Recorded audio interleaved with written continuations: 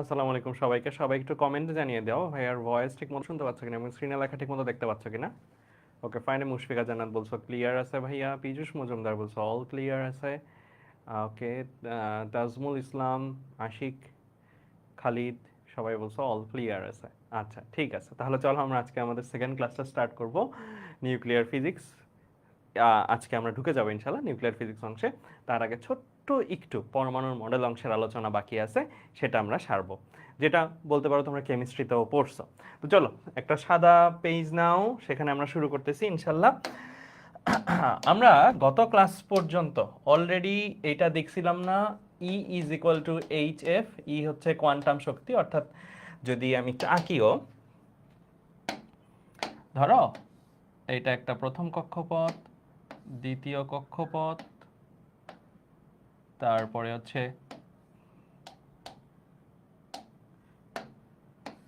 এটা ধরো তৃতীয় কক্ষপথ, এরকম করে আরেকটা আগে চতুর্থ কক্ষপথ।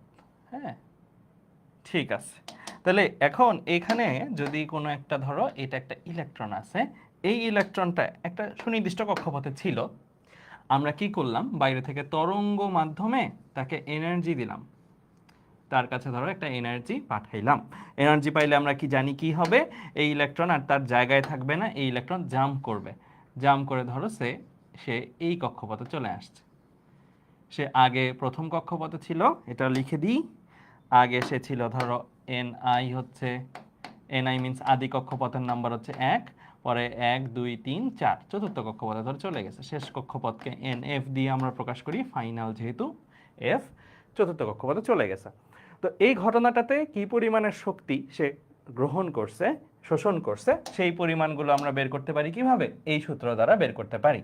এই সূত্রটাকে আমরা আবার এইরকম ভাবেও লিখতে পারি না, এইচ সি বাই ল্যামডা, কারণ আমরা জানি C is equal to F lambda ওখান থেকে।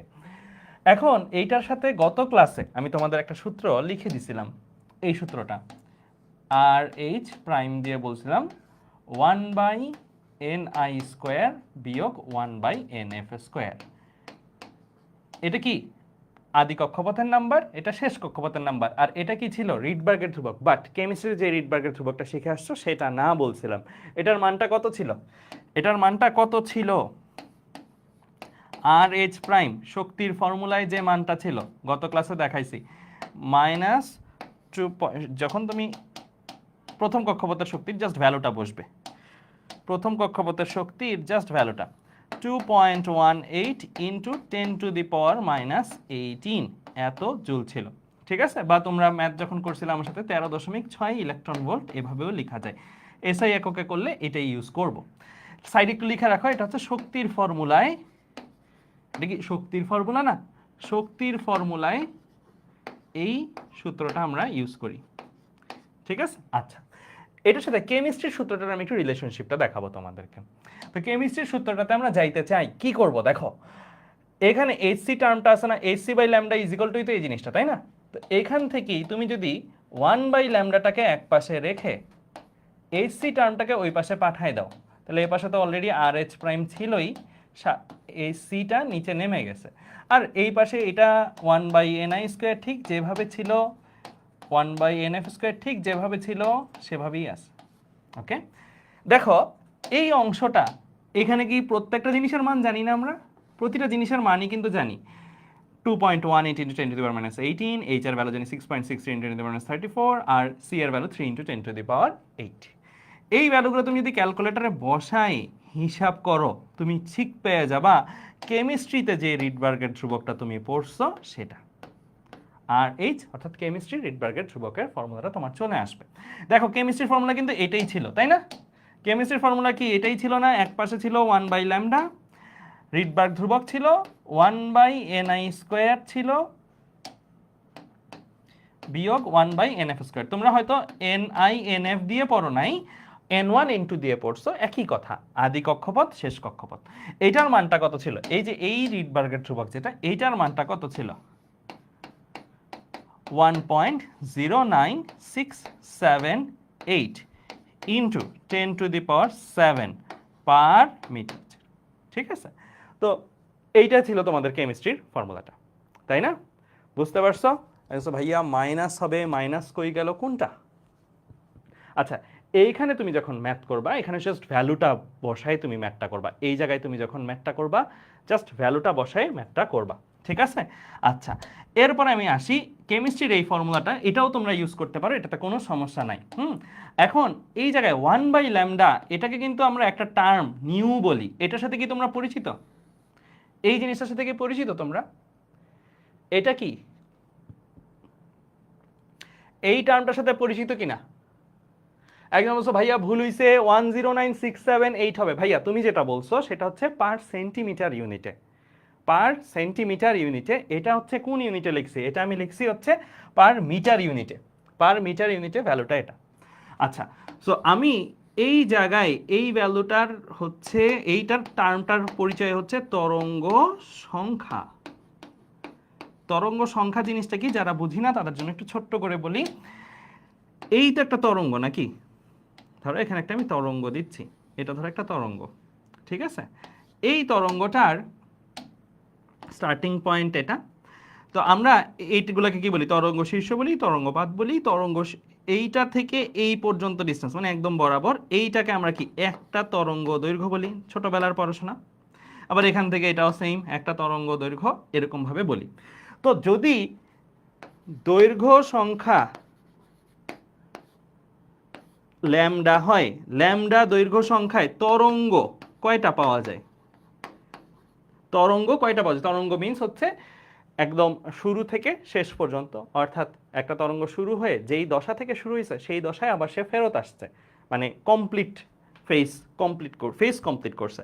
তরঙ্গ কয়টা পাওয়া যায়? একটা, মানে রিসেট হয় বলতে পারো। এখান থেকে এই পর্যন্ত যাওয়ার পরে এরপরে কিন্তু আবার পুনরাবৃত্তি ঘটবে, মানে যা যা এখানে ঘটছে তা তাই ঘটবে, ঠিক আছে? তাহলে এই অংশটাকে আমরা বলছি তরঙ্গ সংখ্যা। তরঙ্গ সংখ্যা কয়টা পাওয়া যায়? একটা। 1 মিটার দৈর্ঘ্যে, এটা হচ্ছে ল্যামডা পরিমাণ দৈর্ঘ্যে তরঙ্গ সংখ্যা পাওয়া যায় 1।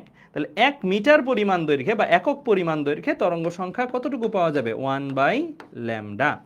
এই জিনিসটাইকেই তো আমরা নিউ বলতেছি, তাই না? তাহলে নিউ এর সংজ্ঞাটা কি হবে বলো তো?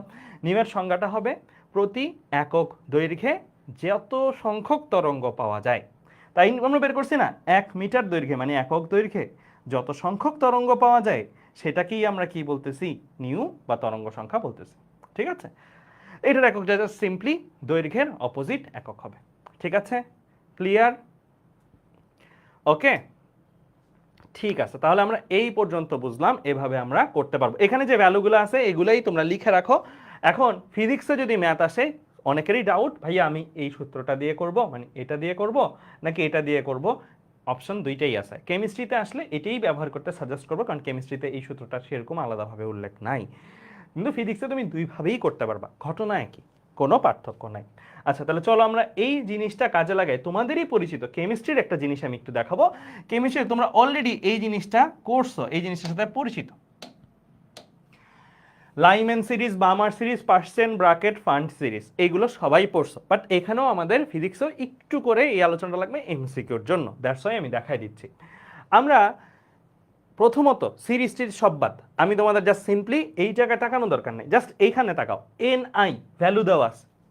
এনআই মানে কি? আদি কক্ষপথ, মানে একটা ইলেকট্রন আগে কোন কক্ষপথে ছিল। আগে ধরো দ্বিতীয় কক্ষপথ, তৃতীয় কক্ষপথ, চতুর্থ বা এরকম অসীম পর্যন্ত যে কোনো কক্ষপথে যদি ইলেকট্রন থাকে, এবং সেই ইলেকট্রনটা যদি প্রথম কক্ষপথে নেমে আসে, কয় নাম্বার কক্ষপথ? 1 নাম্বার কক্ষপথে যদি নেমে আসে, তাহলে দেখো জিনিসটা কি হয়েছে, উচ্চ শক্তি স্তর থেকে নিম্ন শক্তি স্তরে আসছে। এই ভ্যালুগুলো কি একের চেয়ে বড় না? একের চেয়ে বড়, মানে দ্বিতীয় থেকে একে আসছে, অথবা তৃতীয় থেকে একে আসছে, উচ্চ থেকে নিম্নতে আসছে। উচ্চ থেকে নিম্নতে যদি আসে তাহলে শক্তির কি হবে? বিকিরণ না শোষণ? কোনটা হবে শক্তির? একজন বলছো আসাদুজ্জামান বলছো বিকিরণ, পিঙ্কি বলছো বিকিরণ। হ্যাঁ, শক্তি শোষণ করলে হচ্ছে নিম্ন থেকে উচ্চতে যায়, আর শক্তি বিকিরণ করলে হচ্ছে উচ্চ থেকে নিম্নতে নেমে আসে। তো এখানে শক্তির বিকিরণ ঘটবে। এখন যদি তোমাকে বলে এই বিকিরণটা কত, এই বিকিরণটা কত সেটা তোমাকে বের করতে যদি বলে, তাহলে তুমি তো কেমিস্ট্রির ফর্মুলা বা ফিজিক্সের ফর্মুলা যেটা দিয়ে হোক তুমি এই ল্যামডাটা বের করতে বলে বের করতে পারবা না? কেমিস্ট্রির মতন করেই যদি করো বের করা যাবে কি না? এনআই এর ভ্যালু জানো, এনএফ এর ভ্যালু জানো। ধরো 2 এর জন্যই চিন্তা করলা তুমি, এই দুই দ্বিতীয় কক্ষপথ থেকে প্রথম কক্ষপথ আসছে, এন আই এর ভ্যালু 2, এন এফ এর ভ্যালু 1, আর এইচ এর ভ্যালু বসাই, এই যে একটু আগে যে ফর্মুলাটা আমরা লিখলাম এই ফর্মুলা মাফিক তুমি এটা ধরো করলা বসাই ল্যামডা বের করতে পারবা কিনা? পারা যাবে? পারা যাবে ইজিলি। আমি আর করে দেখাচ্ছি না, এটা তোমরা ইজিলি পারবা। বাট এই জায়গায় ভ্যালুগুলো নিয়ে আমরা একটু চিন্তা করব। আমি একটু ভ্যালুগুলো লিখি। প্রথমত তুমি যদি এন আই এর জায়গায় কত বসাও 2, এন এফ এর জায়গায় যদি 1 বসাও, তুমি যে ভ্যালুটা পাবা সেটা হবে 122। কোন এককে ভাইয়া? ন্যানোমিটার এককে। ন্যানোমিটার এককে তুমি এটার ভ্যালু পাবা 122। তুমি বসায় দেখতে পারো, বসায় দেখে এরকম একটা ভ্যালু আসবে, হিসাবের ব্যাপার জাস্ট 122 আসবে। এটা কিসের জন্য? 2 থেকে 1-এ যাওয়ার জন্য। একইভাবে আমি যদি 3 থেকে 1-এর জন্য করি, মানে এন আই এর ঘরে 3 বসাইলাম, এন এফ এর ঘরে 1 যদি বসাই, তাহলে এই ভ্যালুটা আসবে তোমার 103।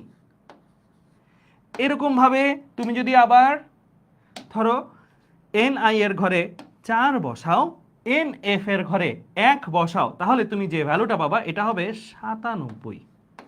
এরকম করে তুমি ভ্যালু 5-এর জন্য বসায় বের করতে পারবা। এরকম করে বের করে করে তুমি ভ্যালুগুলো লিখতে থাকতে পারবা।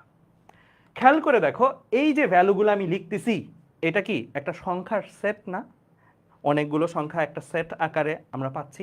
এই সংখ্যার সেটটাকে একটা স্পেশাল নাম দেওয়া হয়। ওই সংখ্যার সেট বা সিরিজটার নামটাই হইল লাইম্যান সিরিজ। তার মানে লাইম্যান সিরিজ আসলে কি? লাইম্যান সিরিজ বেসিক্যালি একটা সংখ্যার সেট। সংখ্যাগুলো কিভাবে স্পেশাল?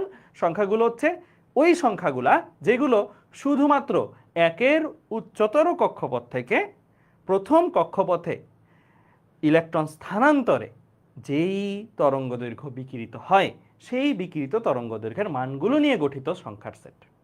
তাহলে লাইম্যান সিরিজ আসলে কি? একটা সংখ্যার সেট। 122, 103, 97, 95 এরকমভাবে চলতে থাকবে।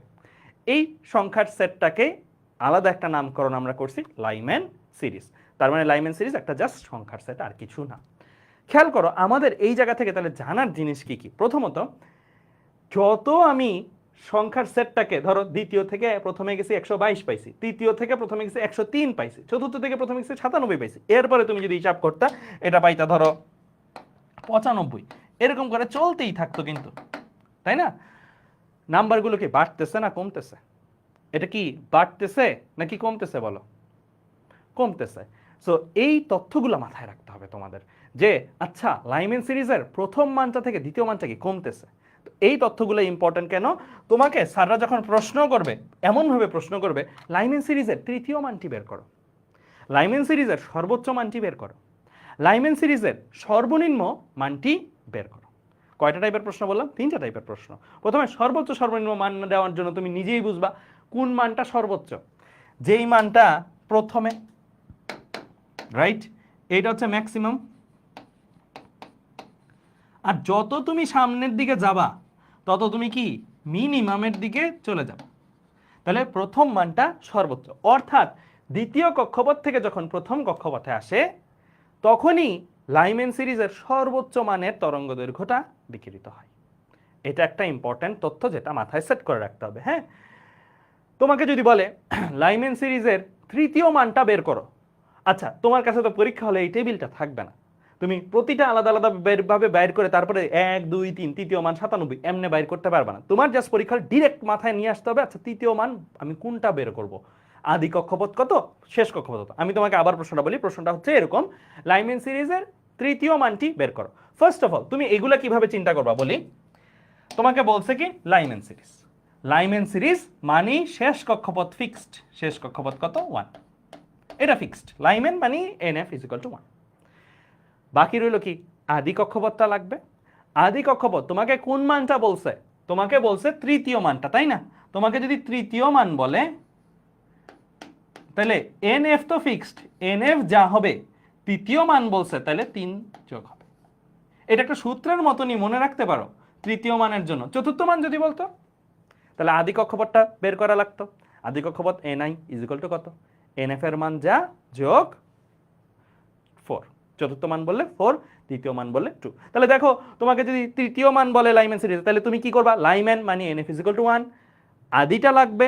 আদি মিন্স কি NI = NF + 3, তাহলে 1 প্লাস 3, দ্যাট মিনস ni এর ঘরে 4 বসাবো। দেখো তো আমরা তাই করছিলাম না, এই 97টা পাওয়ার জন্য তাই করছিলাম, ni এর ঘরে কত বসাইছিলাম?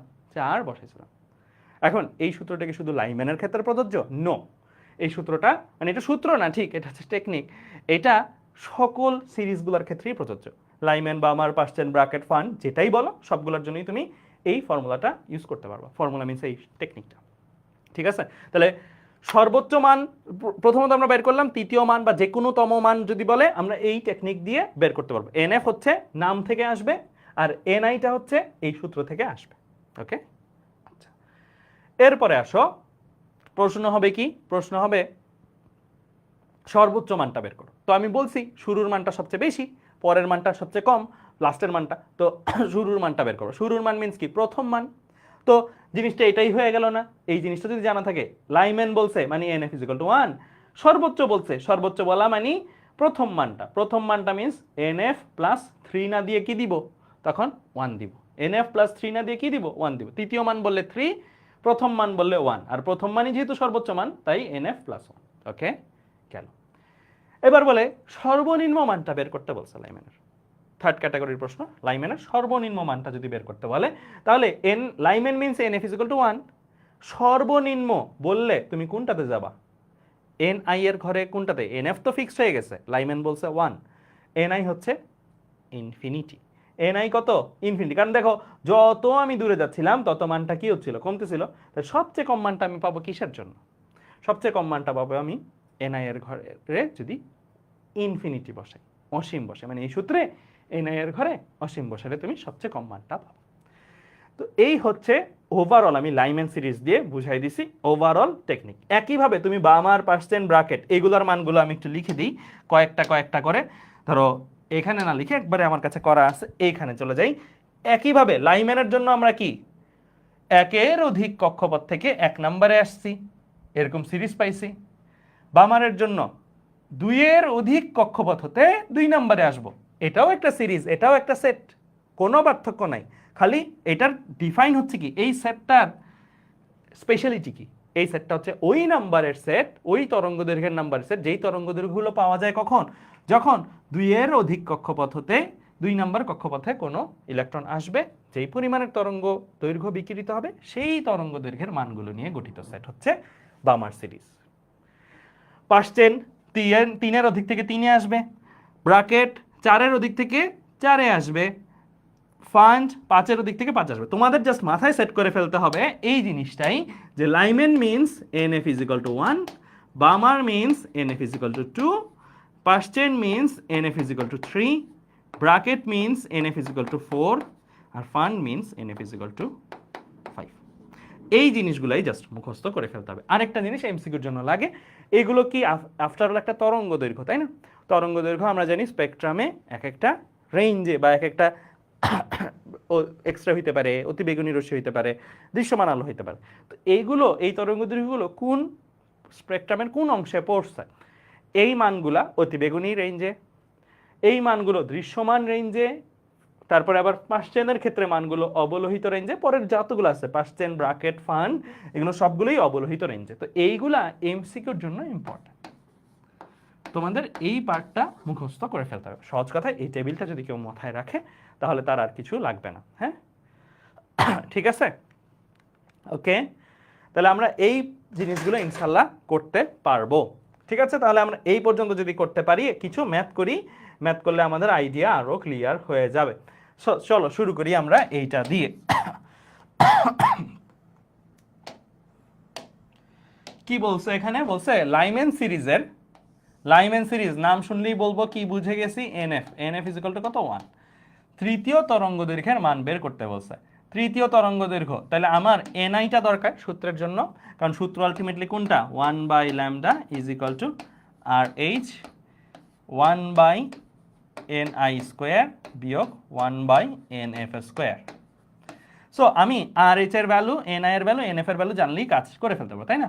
সো এনআই এর ভ্যালুটা দরকার। এনআই এর ভ্যালুটা কিভাবে আসবে বলছি? এনআই এর ভ্যালুটা আসবে এনএফ প্লাস তৃতীয় বলছে না, তাহলে 3 দিয়ে যোগ, যততম তত দিয়ে যোগ, ঠিক আছে? তাহলে এনএফ এর ভ্যালু লাইম্যান বিধায় 1 আর 3 ছিল 3, তার মানে 4। তাহলে আমি এখন এদিকে চলে আসবো, এদিকে চলে এসে 1.09678 ইন্টু 10⁻7 1/ni স্কোয়ার, ni এর ভ্যালু হচ্ছে আমার 4, বিয়োগ 1/nf স্কোয়ার, nf এর ভ্যালু হচ্ছে আমার 1। তাহলে এই পর্যন্ত লিখে ফেললাম। লিখে ফেললে এখানে ফার্স্ট অফ অল যেই ভ্যালুগুলো আসবে এগুলো কিন্তু শুধু মান নিবা, কারণ তুমি তরঙ্গ দৈর্ঘ্যের মান কিন্তু কখনো মাইনাস হবে না। তো আমি সাজেস্ট করবো সামনে যদি মডুলাস দিয়ে রাখতে চাও সেটাও দিয়ে রাখতে পারো, এই পাশেও যদি মডুলাস দিয়ে রাখতে চাও সেটাও দিয়ে রাখতে পারো, কোনো সমস্যা নেই। হ্যাঁ, তো আমার এখানে জাস্ট আমি কি নিব, মান নিব। তাহলে আমরা এই হিসাবটা যদি করি 1/λ মানটা কত আছে মানটা বের করো।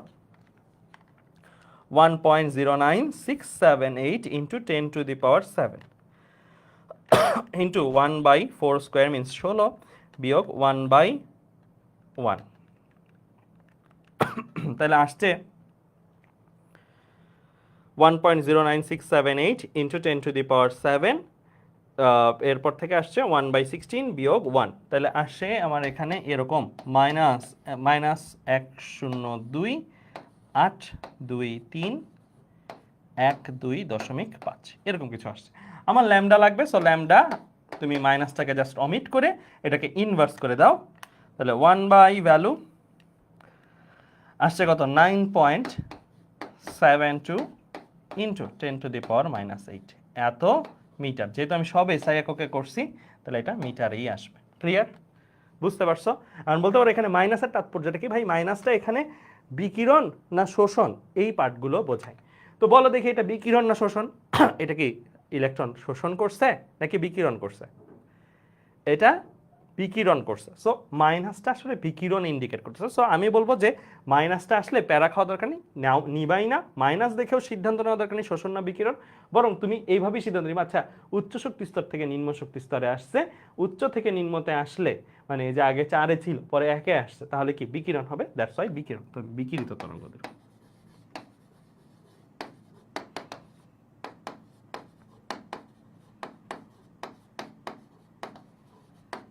ঠিক আছে, ওকে ফাইন। তাহলে আমরা এই জিনিসগুলো ইনশাল্লাহ করে ফেলতে পারবো।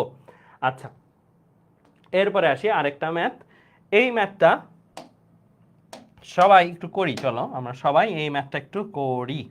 ওকে, কি বলছে, নিউ 1 নিউ 2 নিউ 3 যথাক্রমে লাইম্যান সিরিজের কম্পাঙ্ক, এখানে কিন্তু নিউ দিয়ে প্রকাশ করলেও এটা তরঙ্গ সংখ্যা না, এটা কম্পাঙ্ক ইন্ডিকেট করতেছে, বলে দিচ্ছে স্যারটা। নিউ 1 কে কি বলছে, নিউ 1 হচ্ছে আমার লাইম্যান সিরিজের সর্বোচ্চ কম্পাঙ্ক। নিউ 2 কে কি বলছে, নিউ 2 কে বলছে আমার লাইম্যান সিরিজের প্রথম লাইনের কম্পাঙ্ক, মানে প্রথম মানটা। হ্যাঁ, নিউ 3 কে কি বলছে, নিউ 3 কে আমার বলছে বামার সিরিজের সর্বোচ্চ কম্পাঙ্ক হলে নিউ 3 কে নিউ 1 ও নিউ 2 এর মাধ্যমে প্রকাশ করতে।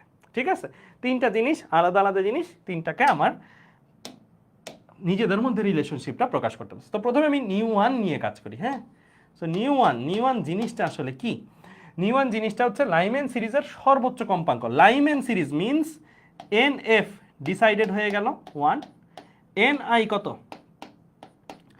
এন আই আদিটা কত হবে, সর্বোচ্চ বলছে, সর্বোচ্চ হলে বলো কোনটা, প্রথম মানটা, সর্বোচ্চ কি প্রথম মানটা। কিন্তু বাবা আমরা পড়ছি তরঙ্গ দৈর্ঘ্য দিয়ে, এটা কি তরঙ্গ দৈর্ঘ্য, এটা কি তরঙ্গ দৈর্ঘ্য না, কম্পাঙ্ক। তরঙ্গ দৈর্ঘ্য আর কম্পাঙ্কের রিলেশনশিপটা কি মনে আছে, এই যে আমরা পড়ছি যে সূত্র c = f ল্যামডা। তরঙ্গ দৈর্ঘ্য আর কম্পাঙ্কের রিলেশনশিপটা কি যদি লিখি তাহলে ব্যস্তানুপাতিক না, ব্যস্তানুপাতিক। তাহলে যখন তুমি তরঙ্গ দৈর্ঘ্য সর্বোচ্চ পাবা তখন তোমার কম্পাঙ্ক কি সর্বনিম্ন আসা উচিত। যখন তোমার তরঙ্গ দৈর্ঘ্য সর্বনিম্ন পাবা তখন তরঙ্গ দৈর্ঘ্য সর্বোচ্চ, মানে কম্পাঙ্ক যখন সর্বোচ্চ তরঙ্গ দৈর্ঘ্য তখন সর্বনিম্ন, কম্পাঙ্ক যখন সর্বনিম্ন তরঙ্গ দৈর্ঘ্য তখন সর্বোচ্চ। আমাকে সর্বোচ্চ কম্পাঙ্ক বাইর করতে হবে।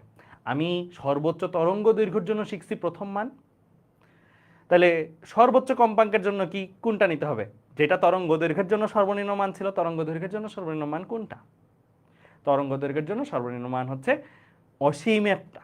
সো তোমার এখানে এটা ডিসিশনটা নিতে হবে কি অসীম। কেন?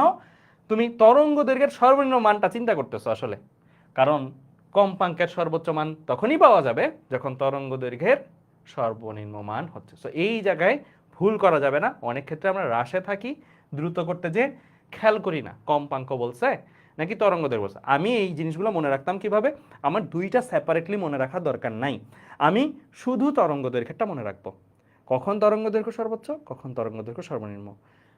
কম্পাঙ্কের বিষয়টা যখন বলবে জাস্ট উল্টায় দিব, মানে জাস্ট ইনভার্স করে দিব। দুইটা সেপারেটলি মুখস্থ করতে গেলে তুমি ভুল করে ফেলবা, ঠিক আছে?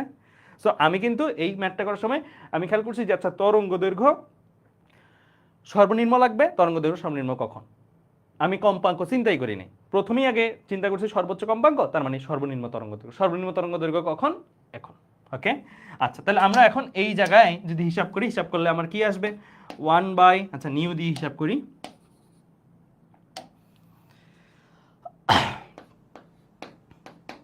1 by lambda is equal to কি আর এইচ 1/ni স্কোয়ার বিয়োগ 1/nf স্কোয়ার। ঠিক আছে, আমার কি ল্যামডা নিয়ে কাজ নাকি নিউ নিয়ে কাজ? নিউ নিয়ে কাজ। নিউ এর সূত্রটা বানাই ফেলি, চলো নিউ এর এই সূত্রটা বানাই ফেলি। কিভাবে বানানো যায়? এখান থেকেই দেখো, এফ যদি লাগে, এফ মিন্স নিউ আর কি, এফ আর নিউ এখানে একই, হ্যাঁ।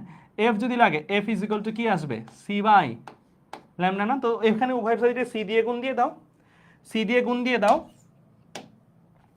এখানেও একটা সি দিয়ে গুণ দিয়ে দাও, এখানে একটা সি দিয়ে গুণ দিয়ে দাও, তাহলে এটা কি হয়ে গেল সি বাই ল্যামডা চলে আসছে না? সি বাই ল্যামডাটাকেই তুমি কি বলতে পারো নিউ। তাহলে nu 1 is equal to C R H 1/ni square, ni এর ভ্যালু বসাই দাও ইনফিনিটি, বিয়োগ 1/nf স্কোয়ার, nf এর ভ্যালু বসাই দাও 1 স্কোয়ার। ঠিক আছে, ক্লিয়ার? আচ্ছা তাহলে এখন এইটা যদি হিসাব করো, হিসাব করলে দেখো কত আসতেছে, nu 1 is equal to C R H 1/ইনফিনিটি এর ভ্যালু আমরা জানি 0 বিয়োগ 1 মিন্স এখানে আসবে কি 1/nf স্কোয়ার ni স্কোয়ার, এখানে আসবে হচ্ছে এই রকম একটা জিনিস, জাস্ট ভ্যালু দিয়ে চিন্তা করলে সি আর এইচ, তাই না? এই জিনিসটাই তো আসতেছে, তাই না? তোমাদের কি তাই আসছে? মিলছে? এই পর্যন্ত বুঝছো? এই পর্যন্ত যা করাইছি, এই পর্যন্ত যা করাইছি সেটা বুঝছো কিনা আমাকে বলবা। বোঝা গেছে? ওকে, আমি এখানে কিন্তু জাস্ট ভ্যালু নিয়ে কাজ করবো ভাইয়া, হ্যাঁ জাস্ট ভ্যালু নিয়ে। তোমরা বলতে পারো ভাই মাইনাসটা দিলেন না যে, জাস্ট ভ্যালুটা নিয়ে কাজ করবো, কারণ কম্পাঙ্ক তরঙ্গ দৈর্ঘ্য এগুলো মাইনাস হবে না, এগুলোর জাস্ট ভ্যালুটা নিয়ে আমরা কাজ করব, ঠিক আছে? আচ্ছা, মাইনাসটা প্লাসটা কি বুঝায় এটা তো আমি তোমাদের আগেই বলছি। ওকে, তো এটা গেল। এরপরে আমি আসি, এইটা ডান। সেকেন্ডটা হচ্ছে আমার নিউ টু। নিউ টুটা কখন? লাইম্যান সিরিজের প্রথম লাইনের কম্পাঙ্ক। সো লাইম্যান সিরিজ মিন্স এনএফটা আবারও ফিক্সড হয়ে গেল 1। প্রথম লাইন বলছে, প্রথম লাইন বললে আমি কি করব? প্রথম লাইন বললে আমি এন আই এর জায়গায়, মানে দ্বিতীয় থেকে জাস্ট প্রথমটাতে আসছে, তাহলে এন আই এর জায়গায় বসাবো কত 2, মানে প্রথম মানটা চাইছে, একদম প্রথম মানটা। ঠিক আছে, তাহলে এখন আমার সূত্র আবার সেই আগের, nu two is equal to একবারে লিখতেছি ভাইয়া সি আর এইচ, কারণ সি আর এইচই আসবে আলটিমেটলি 1/ni স্কোয়ার, ni এর জায়গায় হচ্ছে 2 স্কোয়ার বিয়োগ 1/nf স্কোয়ার, nf এর জায়গায় হচ্ছে 1। ঠিক আছে, তাহলে নিউ টু কত আসে? নিউ টু আসে আমার 1/4 বিয়োগ 1, তাহলে 3/4 আসবে, হ্যাঁ, আর মডুলাস দিয়ে রাখিও সাইনটা, তাহলে 3/4 সি আর এইচ। ঠিক আছে, 1/4 বিয়োগ 1 দ্যাট মিনস -3/4, মাইনাসটা নিয়ে নেই কারণ এটা কম্পাঙ্ক বের করতেছি আমরা। একইভাবে আমরা বের করে ফেলি, চলো নিউ থ্রিটা। নিউ থ্রিটা কে? নিউ থ্রিটা বলছে বামার সিরিজ বললে আমার এন এফ কত? এন এফ ভাইয়া 2। সর্বোচ্চ কম্পাঙ্ক বের করতে বলছে, সর্বোচ্চ কম্পাঙ্ক। আমি তাহলে সর্বোচ্চ কম্পাঙ্ক মানে কি বুঝবো? সর্বনিম্ন তরঙ্গ দৈর্ঘ্য। সর্বনিম্ন তরঙ্গ দৈর্ঘ্য কখন পাওয়া যায়? যখন এন আই ইনফিনিটি হয়। ঠিক আছে, আমি এভাবে তরঙ্গ দৈর্ঘ্যের মাধ্যমে চিন্তাটা করলাম। এবার আবার সূত্রটা লিখি। সূত্রটা কি? Nu 3 is equal to C R H 1/ni square বিয়োগ 1/nf স্কোয়ার। ঠিক আছে, তো এখানে ভ্যালুগুলোই বসাই দিই একবার।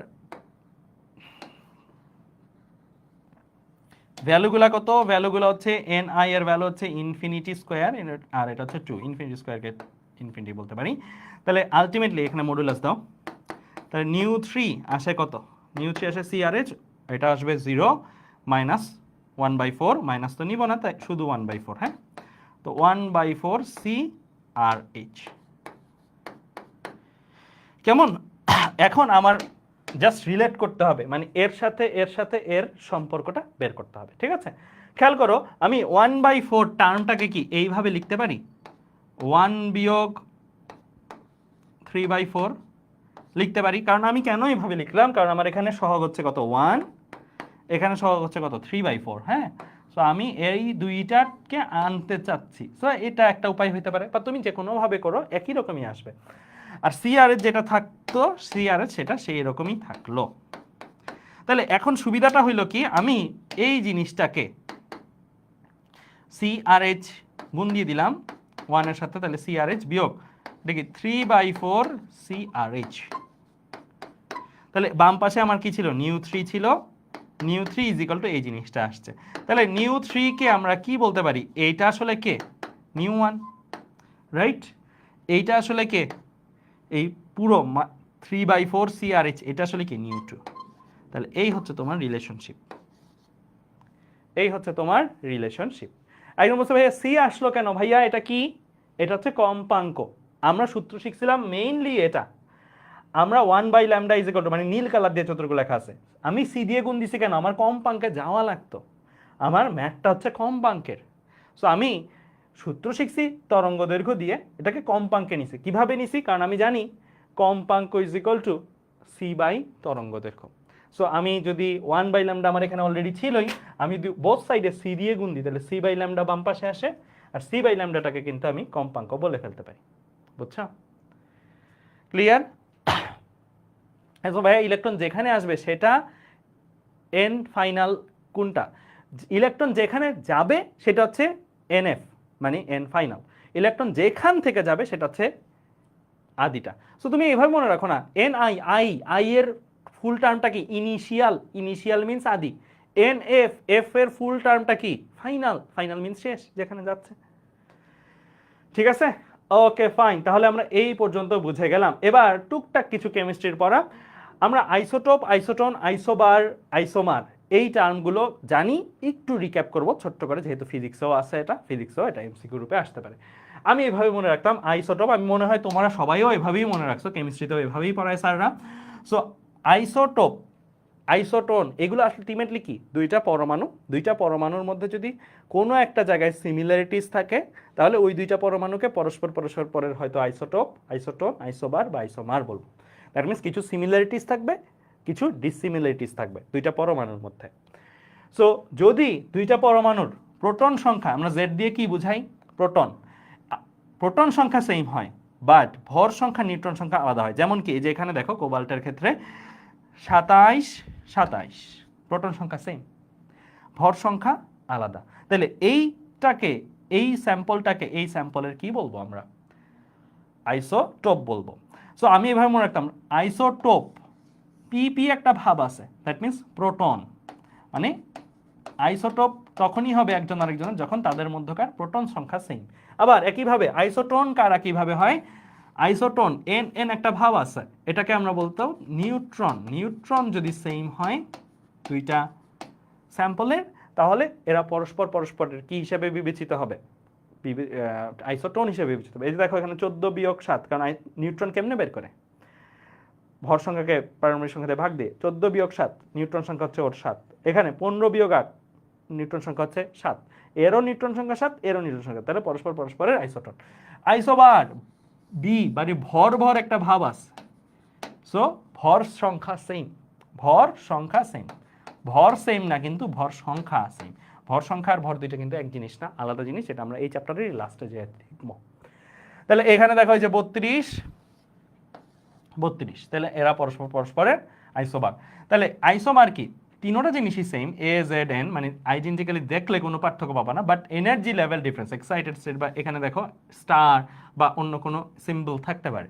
তাহলে এই দুইটা পরস্পর পরস্পরের কি আইসোমার, ভর, তারপরে জেড মানে পারমাণবিক সংখ্যা, নিউট্রন সংখ্যা তিনটাই একই, বাট এনার্জি স্টেটের ডিফারেন্স আছে, তখন আমরা এই দুইটাকে পরস্পর পরস্পর কি বলবো, আইসোমার বলবো। তো আমরা এরকম টাইপের এমসিকিউ পাইতে পারি। দুইটি মৌলকে আইসোটোন বলা হবে যদি তাদের কি হয়, যদি তাদের ভর সংখ্যা একই, মানে আইসোটোন দ্যাট মিনস নিউট্রন সংখ্যা একই থাকবে, বাট ভর সংখ্যা বা অন্যান্য জিনিসগুলো আলাদা হবে। ঠিক আছে, তারপরে আসি এইটাতে, এখানে প্রশ্নটাতে কি বলছে যে আর্গন এবং ক্যালসিয়াম এই দুইটার মধ্যে, এই দুইটা কি পরস্পর পরস্পর, খেয়াল করে দেখো এই দুইটা দেখাই যাচ্ছে নাম্বার দুইটা 40-40, দ্যাট মিনস এটা কি হবে, পরস্পর পরস্পরের আইসোবার হবে। ঠিক আছে, তাহলে আমরা এই টাইপের এমসিকিউসগুলো করে ফেলতে পারবো। এখন আমরা একটা রিটেন ম্যাথ করব, রিটেন ম্যাথ করলেই আমাদের পরমাণুর গঠন অংশটা শেষ। এরপরে আমরা সরাসরি চলে যাব হচ্ছে আমাদের নিউক্লিয়ার ফিজিক্স অংশটাতে, মানে অ্যাকচুয়াল ফিজিক্সটা শুরু হবে জাস্ট এই ম্যাথটার পর। এই ম্যাথটা একটু তুলে ফেলো সবাই, ফাস্ট একটু দ্রুত তুলবে ফেলবা এই ম্যাথটা। আমি একটু বলে দিচ্ছি কি বলতেছে। 20 ইলেকট্রন ভোল্ট শক্তি বিশিষ্ট একটি ইলেকট্রনের সঙ্গে একটি হাইড্রোজেন পরমাণু ধাক্কা লাগার ফলে পরমাণুটি উচ্চতর শক্তিতে উদ্দীপিত হলো এবং ইলেকট্রনটির গতি কমে গেছে। হ্যাঁ, আমি একটু ভিজুয়ালাইজ করালে তোমাদের কাছে বুঝতে সুবিধা হবে।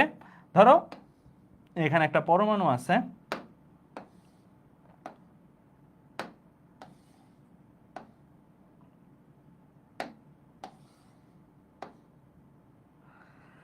ওকে, একটা ইলেকট্রন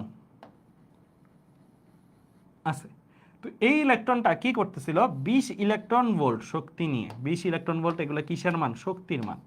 সো শক্তি নিয়ে সে একটা পরমাণুর কাছে যাচ্ছিল, হাইড্রোজেন পরমাণুর সাথে ধাক্কা লাগছে। সে ধাক্কা লাগার ফলে হাইড্রোজেন পরমাণুর মধ্যে থাকা ইলেকট্রনটা, এখানে ধর একটা ইলেকট্রন ছিল, এই ইলেকট্রনটা ওর সাথে ধাক্কা লেগে এই ইলেকট্রনটা উদ্দীপিত হয়েছে, মানে এটা ধরো হায়ার কক্ষপথে চলে গেছে।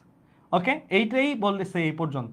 এবং ইলেকট্রনটির গতি কমে গেছে, মানে এই যে ইলেকট্রনটা ধাক্কা খাইছে, তো ইলেকট্রনটার গতি কমে গেছে। পর মুহূর্তে এই পরমাণুটা থেকে 1216 অ্যাংস্ট্রম তরঙ্গ দৈর্ঘ্য বিশিষ্ট একটা ফোটন বের হয়েছে।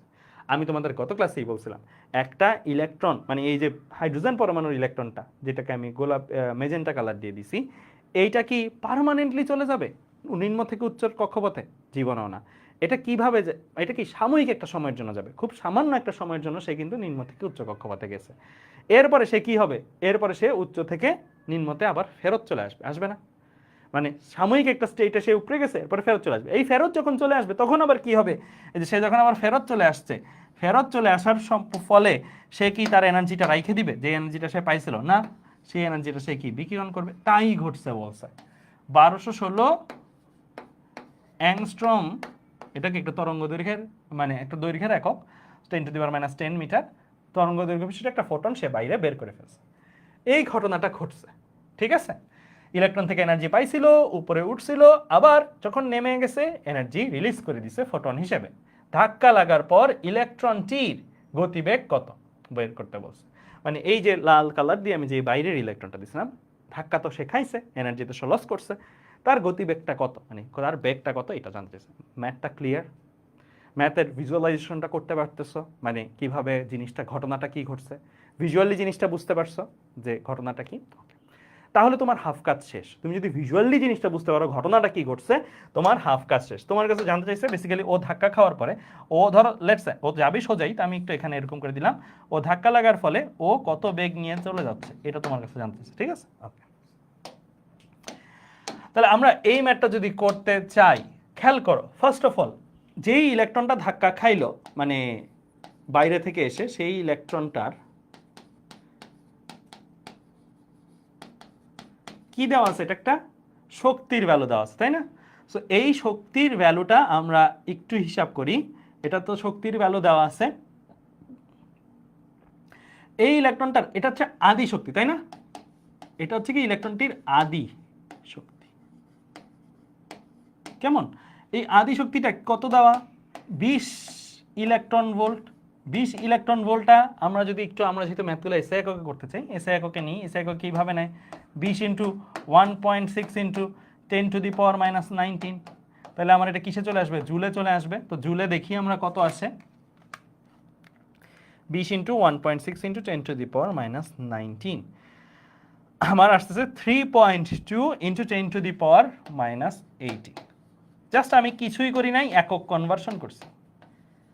যেই ইলেকট্রনটা যাচ্ছে, যে ধাক্কা দিচ্ছে, এই যে ওর শক্তিটা আমরা জুলে নিয়ে আসছি, কারণ আমরা এসআই এককে ম্যাপটা করব।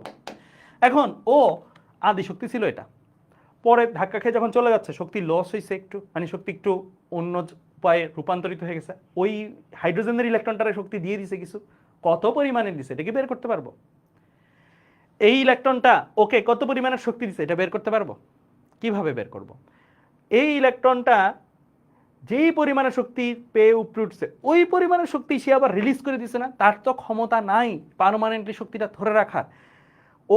ওর থেকে শক্তি পাইছে, কত শক্তি পাইছে জানি না, বাট ও উপরে উঠছে আবার নিচে নেমে গেছে। নিচে নামার সময় যে পরিমাণের শক্তি সে বাইরে ছেড়ে দিল, ঠিক ওই পরিমাণের শক্তিই বলা যায় না ও আগের ইলেকট্রনটা থেকে পাইছে, কারণ ওর তো অন্য কোনো সোর্স নাই শক্তির। সো ও যেই পরিমাণের শক্তি ছেড়ে দিছে, এইটা যদি আমরা ক্যালকুলেট করতে পারি, এইটাই বলা যাবে ও আমার ধাক্কা দেওয়া ইলেকট্রনটা থেকে কত পরিমাণের এনার্জি পাইছে। তাহলে আমরা কি বের করব? এই হাইড্রোজেনের ইলেকট্রনটা কি পরিমাণের শক্তি ছেড়ে দিছে। তাহলে আমরা লিখি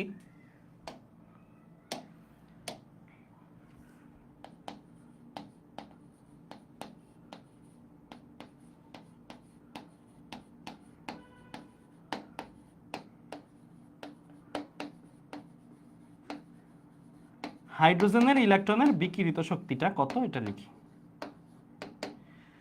ঠিক আছে, হাইড্রোজেনের ইলেকট্রনের বিকিরিত শক্তির ভ্যালুটা কি হবে ভাইয়া? এটাকে ধরো আমরা ই দিয়ে প্রকাশ করি, ই দিয়ে ই ইজ ইকুয়াল টু কি কি দেওয়া আছে আমার, শুধু ল্যামডা দেওয়া আছে। তাহলে E equal to H C by lambda দিয়ে বের করতে পারবো।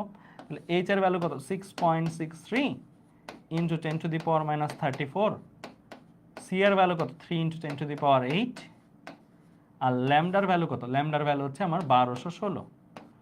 এটাকে আমি মিটারে নিতে চাই, মিটারে নেয় কিভাবে, 10⁻10 দিয়ে গুণ দিতে হয়। অ্যাংস্ট্রমের ভ্যালুকে 10⁻10 দিয়ে গুণ দিলে মিটারে চলে যায়, হ্যাঁ, কারণ 1 metre is equal to 10⁻10, sorry 1 metre is equal to 10⁻10 angstrom, 1 angstrom is equal to 10⁻10 metre. ঠিক আছে, তাহলে আমরা এটা হিসাব করি, কত আসে, 6.63 into 10⁻34 into 3 into 10⁻8 divided by 1216 into 10⁻10। তাহলে আসে কত আমার, 1.63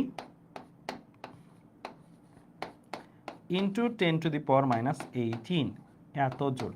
তাহলে এই এনার্জিটাই আবার কি বলা যায়, এই এনার্জিটাই আসলে কে, এই যে আমার ইলেকট্রন, অর্থাৎ এই যে এই ইলেকট্রনটা, এই ইলেকট্রন থেকে প্রাপ্ত শক্তি বলা যায় না। মানে হাইড্রোজেন পরমাণুর এই পরিমাণের ইলেকট্রনটা এই পরিমাণের শক্তিটাই কি করছে, এই ইলেকট্রন থেকে হাইড্রোজেন পরমাণুর ইলেকট্রনটা ঠিক এই অ্যামাউন্টের শক্তিটাই কি পাইছে। এই অ্যামাউন্টের শক্তি নিয়ে সে উপরে উঠছিল, এই অ্যামাউন্টের শক্তিটাই আবার সে ছেড়ে দিছে। ঠিক আছে, তাহলে আমরা দেখো যে ইলেকট্রনটার 20 ইলেকট্রন ভোল্ট শক্তি ছিল, এই ইলেকট্রনটার আদি শক্তি কত সেটা পেয়ে গেছি। এই ইলেকট্রনটা ঠিক কতটুকু এই ইলেকট্রনটা ঠিক কতটুকু শক্তি প্রোভাইড করছে কাকে, হাইড্রোজেনের ইলেকট্রনটাকে, সেটাও পেয়ে গেছে। এটা একটু সুন্দর করে লিখি, ইলেকট্রনটি হাইড্রোজেনের ইলেকট্রনকে যে পরিমাণ শক্তি দেয়। ঠিক আছে, এখন আমরা অবশিষ্ট শক্তিটা বের করতে পারবো কিনা, কারণ আমার বাইর করতে হবে ফাইনালি বেগটা কত। ফাইনালি বেগটা বের করার জন্য আমার ফাইনালি শক্তিটা কত সেটা দরকার। এই ইলেকট্রনটার আদি শক্তি জানি, ফাইনাল শক্তিটা দরকার। তাহলে আমি লিখি ইলেকট্রনটির, মানে যে ইলেকট্রনটা ধাক্কা দিছে সেই ইলেকট্রনটির অবশিষ্ট শক্তি। অবশিষ্ট শক্তিটা কি হবে ভাইয়া, অবশিষ্ট শক্তিটা হবে সিম্পলি এই শক্তিটা থেকে, এটা হচ্ছে আদি শক্তি, এই শক্তিটা মাইনাস। তাহলে আমার আদি শক্তি ছিল 3.2 ইন্টু 10⁻18, এটা থেকে মাইনাস যাবে কি 1.63 ইন্টু 10⁻18। তাহলে এই দুইটা জিনিস যদি মাইনাস যায় তাহলে আমার কি চলে আসবে, অবশিষ্ট শক্তিটা চলে আসবে 3.2 × 10⁻18 বিয়োগ 1.63 × 10⁻18, তাহলে আসছে 1.57 × 10⁻18 এত জুল। তাহলে এই পরিমাণের শক্তিটাই কি তার অবশিষ্ট শক্তি। এটাকে আমি একটা নাম দিই, এটাকে আমরা বলি ধরো সাপোজ ডেল ই, এটাকে আমরা কি বলি, ডেল ই,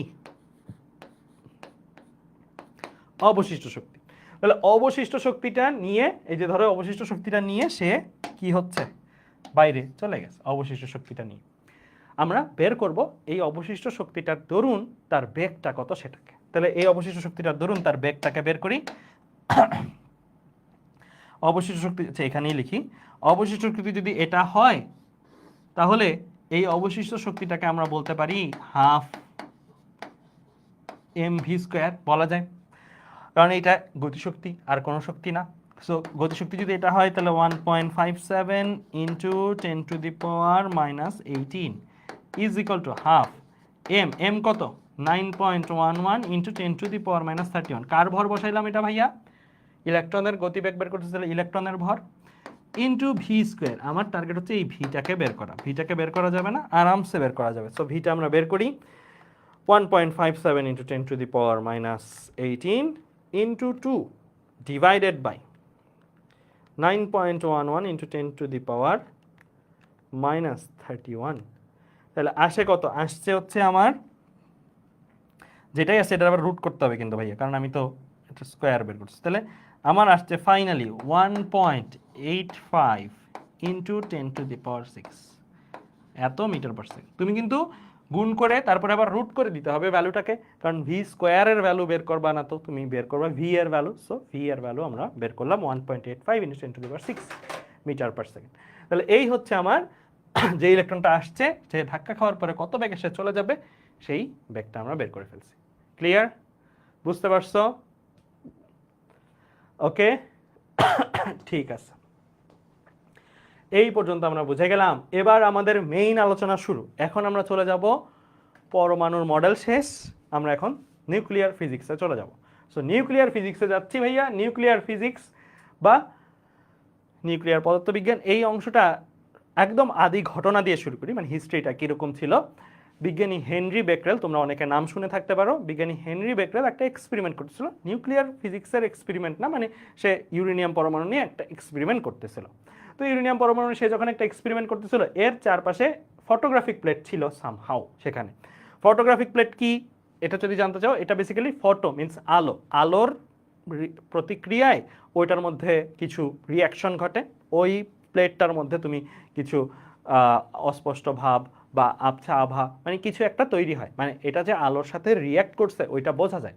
ফটোর সাথে সেন্সিটিভ জিনিসটা ফটোগ্রাফিক প্লেট। ওকে, তো এই ফটোগ্রাফিক প্লেট আর ইউরেনিয়াম পাশাপাশি ছিল। তিনি অবজার্ভ করলেন যে ইউরেনিয়ামের সাথে যে ফটোগ্রাফিক প্লেটটা ছিল এটা এক্স্যাক্টলি ওই পিকচারটাই, মানে এটা কিন্তু এক্স্যাক্টলি বিজ্ঞানী হেনরি বেকরেলের ওই পিকচারটাই। সো তিনি এই রকম কিছু দাগ বা এরকম কিছু আবছা আভা দেখতে পাইছে, ঝাপসা হয়ে গেছে ফটোগ্রাফিক প্লেটটা। সো এখান থেকে আসলে তিনি বুঝতে পারছেন আচ্ছা এখানে তো কোনো আলোর মানে রেডিয়েশন বা এরকম কিছু, ওই সময় তো রেডিয়েশনটা আসেই নাই, বাট এরকম কিছু তো ছিল না। তার মানে ডেফিনেটলি ইউরেনিয়াম কিছু একটা করছে, ইউরেনিয়ামের সাথে ও থাকার ফলে ওর এই জিনিসটা ঘটছে। তো ইউরেনিয়াম তোমরা জানো ভারী মৌল, ভারী মিন্স তার নিউক্লিয়াসটার মধ্যে প্রোটন নিউট্রনের কাউন্ট অনেক বেশি তুলনামূলক অন্যান্য পরমাণুগুলোর চেয়ে। সো পরবর্তীতে তিনি বুঝতে পারছেন এইখানে যে নিউক্লিয়াসটা ছিল, ইউরেনিয়াম যেহেতু একটা ভারী নিউক্লিয়াস বিশিষ্ট মৌল, সেই নিউক্লিয়াসটার থেকে কিছু রেডিয়েশন বা কিছু আলো আসছে যেগুলো আমরা খালি চোখে দেখতে পারি না, এরকম টাইপের কিছু আলো আসছে, আইসে এই ফটোগ্রাফিক প্লেটটাকে প্লেটটার সাথে রিয়াক্ট করছে। ওইখান থেকে এই ধারণাটা আসছে যে আচ্ছা ভারী মৌলগুলোর নিউক্লিয়াস থেকে রেডিয়েশন আসে, অর্থাৎ ভারী মৌলগুলোর নিউক্লিয়াসটা স্টেবল না এবং সেটা ভেঙে সেটা থেকে কিছু বের হইতে পারে। সো এইখান থেকেই আসলে শুরু তেজস্ক্রিয়তা কনসেপ্টটা। তেজস্ক্রিয়তা জিনিসটা আসলে কি সেটা বলার আগে এই এক্সপেরিমেন্টটা কিন্তু কে করছে, বিজ্ঞানী হেনরি বেকরেল। বিজ্ঞানী হেনরি বেকরেলের তথ্য মতে জাস্ট ইউরেনিয়াম নিউক্লিয়াসটার থেকে কিছু একটা বের হচ্ছে, এই পর্যন্ত আইডিয়া আসছে। কি বের হচ্ছে ওইটা কিন্তু আইডিয়া আসে নাই। অনেকেই প্যাচ লাগায় ফেলে যে বিজ্ঞানী হেনরি বেকেরেল কি আসলে বিকিরিত রশ্মিগুলোকে আবিষ্কার করছে কিনা, আসলে না। বিজ্ঞানী হেনরি বেকেরেল জাস্ট বিকিরণ হয় এই পর্যন্ত আসলে আইডিয়াটা আসছে। এর পরবর্তীতে বিজ্ঞানী মাদাম কুরি, পিয়েরে কুরি, আরও দুইটা নোটেবল ফিগার এই নিউক্লিয়ার ফিজিক্সে, ওনারা একটা এক্সপেরিমেন্ট করছে বিজ্ঞানী হেনরি বেকেরেলের ওইটার পরে। সেটা কি, লেড একটা ব্লক নিছেন। কেন লেড? কারণ লেড অন্যতম ঘন একটা পদার্থ, মানে ঘনত্ব অনেক বেশি। এখানে এইটার ভেতর দিয়ে তেজস্ক্রিয় রশ্মিগুলো বাইরে বের হয়ে যেতে পারে না, মানে এতটা ঘনত্ব বিশিষ্ট। সো লেড ব্লকস তিনি তারা নিয়ে সেখানে কিছু নিউক্লিয়ার সাবস্টেন্স, মানে ওই যে ভারী মৌল রাখছেন, ইউরেনিয়াম বা এরকম টাইপের রেডিয়াম রাখছিলেন। তো এই জিনিসটা যখন রাখছেন, এইখান থেকে কি বের হচ্ছে? এখান থেকে ওই যে নিউক্লিয়াস থেকে বিকিরণ বের হয়, ভারী নিউক্লিয়াস থেকে, সেই নিউক্লিয়াস থেকে বিকিরণ বের হচ্ছে। তারা কি করলেন? তারা সামনে একটা চুম্বক প্লেস করলেন। চুম্বক যখন প্লেস করলেন এই বিকিরণের সামনে, ইন্টারেস্টিংলি তারা একটা জিনিস দেখছেন, সামনে একটা ফটোগ্রাফিক প্লেট রাখে, মানে এটাও ফটো সেন্সিটিভ, ফটো এসে পড়লে বোঝা যায় যে পড়ছে এখানে। চুম্বক রেখে যখন তারা এই রেটাকে পাঠাইছেন, মানে এই বিকিরণটাকে পাঠাইছেন, তখন তারা খেয়াল করলেন যে এখানে 3 ধরনের রশ্মি আসলে বিকিরিত হয়, মানে 3 টাইপস রে আসলে পাওয়া গেছে এই ফটোগ্রাফিক প্লেটে। 3 টাইপস কি কি? একটা হচ্ছে আলফা রে বলা হচ্ছে, একটা বিটা রে বলা হচ্ছে, একটা গামা রে বলা হচ্ছে। তো আলফা, বিটা, গামা এই 3টাকে আমরা বলি কি? তেজস্ক্রিয় রশ্মি। তাহলে ঘটনাটার নাম কি? তেজস্ক্রিয়তা। ঘটনাটার ফলে কি হয়? মানে বিকিরণ বের হয়। ওই বিকিরিত রশ্মিগুলোকে কি বলা হয়? যে বিকিরিত রশ্মিগুলো বের হয় তাদেরকে বলা হয় তেজস্ক্রিয় রশ্মি। তাহলে ঘটনাটা হচ্ছে তেজস্ক্রিয়তা, ঠিক আছে? মানে এই যে ভেঙে যে বের হচ্ছে, এইটা হচ্ছে তেজস্ক্রিয়তা, আর এইগুলো হচ্ছে আমার তেজস্ক্রিয় রশ্মি। তাহলে এইখান থেকে আমরা সামারাইজ করে আমরা কয়েকটা জিনিস, মানে তাদের এক্সপেরিমেন্ট থেকে আমরা এখান থেকে পাই 3টা টাইপের রে। তারা কিভাবে বুঝলেন? তোমাদের ম্যাগনেট চ্যাপ্টারটা তো তোমরা এখনো পড়ো নাই, বাট তোমরা যখন ম্যাগনেট চ্যাপ্টার প্রথমটা পড়বা তখন তোমরা এরকম একটা সূত্রের সাথে পরিচিত হবা, F is equal to Q V B sine theta. F is equal to, F হচ্ছে চুম্বক বল, Q V B sine theta. Q এর পরিচয় কি? আধান, যেই আধানটাকে আমরা কি করতেছি? একটা চুম্বক ক্ষেত্রের মধ্যে দিয়ে পাঠাচ্ছি। এই সূত্রটা আসলে চুম্বক বলের সূত্র। এই সূত্রটার প্রেক্ষাপটটা কি? কোনো একটা চুম্বক ক্ষেত্রের মধ্যে তুমি যদি কোনো একটা চার্জকে পাঠাও, ওই চার্জটা সোজা চলে যেতে পারবে না। চুম্বক ক্ষেত্রের মধ্যে সে যখন যাবে চার্জ, তখন সে বেঁকে যাবে। সে একটা বল পাবে, একটা বল পেয়ে সে বেঁকে যাবে। যেই বলটা সে পাচ্ছে, ওই বল নির্ণয়ের সূত্র হচ্ছে এই এফ। এটা হচ্ছে চুম্বক বল, ম্যাগনেটিক ফোর্স, ঠিক আছে? তো তুমি এটা এই চ্যাপ্টারে না, চুম্বক চ্যাপ্টারে পড়বা। যেই আধানটা যাচ্ছে সেই আধানের চার্জের মান হচ্ছে কিউ। যত বেগে সে যাচ্ছে সেই বেগের মানটা হচ্ছে ভি। যেই চুম্বক ক্ষেত্র তড়িৎ ক্ষেত্রের মতনই, মানে পাওয়ারফুল চুম্বক ক্ষেত্র হতে পারে, কম পাওয়ারফুল চুম্বক ক্ষেত্র হতে পারে, ওইগুলোর পরিমাপ আমরা করি বি দ্বারা। বি হচ্ছে চুম্বক ক্ষেত্র, আর থিটা হচ্ছে যত কোণে যাচ্ছে। এখন চুম্বক ক্ষেত্রের সাথে, চুম্বক ক্ষেত্রে তো ডিরেকশন আছে, চুম্বক ক্ষেত্রের সাথে আধানটা কত অ্যাঙ্গেল করে যাচ্ছে সেটা হচ্ছে এই থিটা, মানে বি এর সাথে ভি এর অ্যাঙ্গেল, ঠিক আছে? মানে বেগের সাথে চুম্বক ক্ষেত্রের অ্যাঙ্গেল। তো এখান থেকে আমরা চুম্বক বল বের করতে পারি। তারা কি করছেন? তারা তো তাই করছেন না যে চুম্বক ক্ষেত্র দিচ্ছেন একটা, চুম্বক ক্ষেত্রের মধ্য দিয়ে কি পাঠাচ্ছেন? রে পাঠাচ্ছেন। খেয়াল করো, এই রেগুলো পাঠানোর সময় তারা খেয়াল করছেন যে আলফার এটা যেদিকে বাইকে যায়, বিটার এটা অপোজিট দিকে বাইকে যায়। এটা ক্লিয়ার ইন্ডিকেশন যে এখানে চুম্বক বল প্রাপ্ত হয়েছে তারা, এবং চুম্বক বল প্রাপ্ত হয়েছে দুইটা অপোজিট ভাবে, অর্থাৎ একটা পজিটিভ চার্জ হলে একটা নেগেটিভ চার্জ। তো এই কথাটা এখানে বলেছে, আলফা কণা যেদিকে বেঁকেছে, বিটা কণা তার বিপরীত দিকে বেঁকেছে, তাই চার্জ দ্বয় অবশ্যই ভিন্ন হবে। আলফা কণা পজিটিভ চার্জ বিশিষ্ট, বিটা কণা নেগেটিভ চার্জ বিশিষ্ট। আবার গামাটা কোনোরূপ বাঁকে নাই, বরং সে যেই ডিরেকশন দিয়ে আসছিল সেই ডিরেকশনই সোজা সে চলে গেছে। ফটোগ্রাফিক প্লেটে এগুলার তারা অস্তিত্ব পাইছেন। তো এখান থেকে আরেকটা জিনিস বোঝা যায় যে এই সূত্র মতে যদি চার্জের কিউ এর মানই না থাকে, কিউ এর ভ্যালুই 0 হয়, তাহলে এফ এর ভ্যালু 0 আসবে। গামার ক্ষেত্রে তাই ঘটছে। গামার তার মানে কোনো চার্জ নাই, গামা চার্জহীন একটা রশ্মি, যে কারণে গামার ক্ষেত্রে চুম্বক বল আসেনি। সে চুম্বক ক্ষেত্রের মধ্যে দিয়ে গেছে, চুম্বক ক্ষেত্রের মধ্যে দিয়ে কোনো চার্জিত জিনিস গেলেই সে বল পাবে, সে বল পায় নাই, তার মানে সে চার্জিত না, ঠিক আছে? ওরা চার্জিত এবং চার্জের ডিফারেন্ট ভ্যালু আছে, তাই দুইজন দুই দিকে গেছে, দুইজন দুই দিকে বল পাইছে। আবার আলফা কণা যতখানি বেঁকেছে বিটা কণা তার চেয়ে অনেক বেশি বাঁকছে। খেয়াল করে দেখো, আলফা কণা যতটুকু বাঁকছে বিটা কণা তার চেয়ে বেশি বাঁকছে। তো একই চৌম্বক ক্ষেত্রের মধ্যে দিয়ে যাচ্ছে, তা বলা যায় বেগটাও একই রকম। সো তাহলে বলের পরিমাণ যদি ভিন্ন না হইতো তাহলে তো মানে বলের পরিমাণ তো একই রকমের হওয়া উচিত যদি চার্জের মান সেম হয়। মানে এখান থেকে এটা একদম এক্স্যাক্ট না, বাট একটা আইডিয়া করা যায় যে আলফা কণাটা একটু কম বেঁকে গেছে, বিটা কণাটা একটু বেশি বেঁকে গেছে। এটার রিজনটা এমন হইতে পারে যে আলফা কণার ভরটা তুলনামূলক বেশি, বিটা কণার ভরটা তুলনামূলক কম। তবে এটা এভাবে বলা সরাসরি উচিত না, কারণ আলফা কণার চার্জের মান পরবর্তীতে আমরা যখন দেখি এটা হিলিয়াম নিউক্লিয়াস, অর্থাৎ দুইটা প্রোটনের সমান চার্জ তার আছে। On the other hand beta কণা হচ্ছে একটা ইলেকট্রনের সমান চার্জ আছে। সো চার্জের মানগতভাবেও সে বেশি, সো চার্জের মানগতভাবেও সে বেশি হতে ফোর্সের ভ্যালুটা কিন্তু সেম না। আমি ফোর্সের ভ্যালু সেম, বরং আলফা কণার ফোর্সের ভ্যালুটা আরও বেশি হওয়া উচিত। তো আলফা কণার ফোর্সের ভ্যালু বেশি হওয়ার পরেও সে বেশি বাঁকে নাই, কম বাঁকছে। তার মানে তার উপরে F is equal two M A, ভরের পরিমাণটা যদি বেশি হয় ত্বরণটা কমে আসবে, ত্বরণটা কমে আসলে সে কম বাঁকবে। তো এইভাবে একটা আইডিয়া করা যায়, যেটার কারণে এখানে এই লেখাটা লেখা। আলফা কণা যতখানি বেঁকেছে বিটা কণা তার থেকে বেশি বেঁকেছে, তাই আলফা বিটা এর তুলনায় ভারী কণা।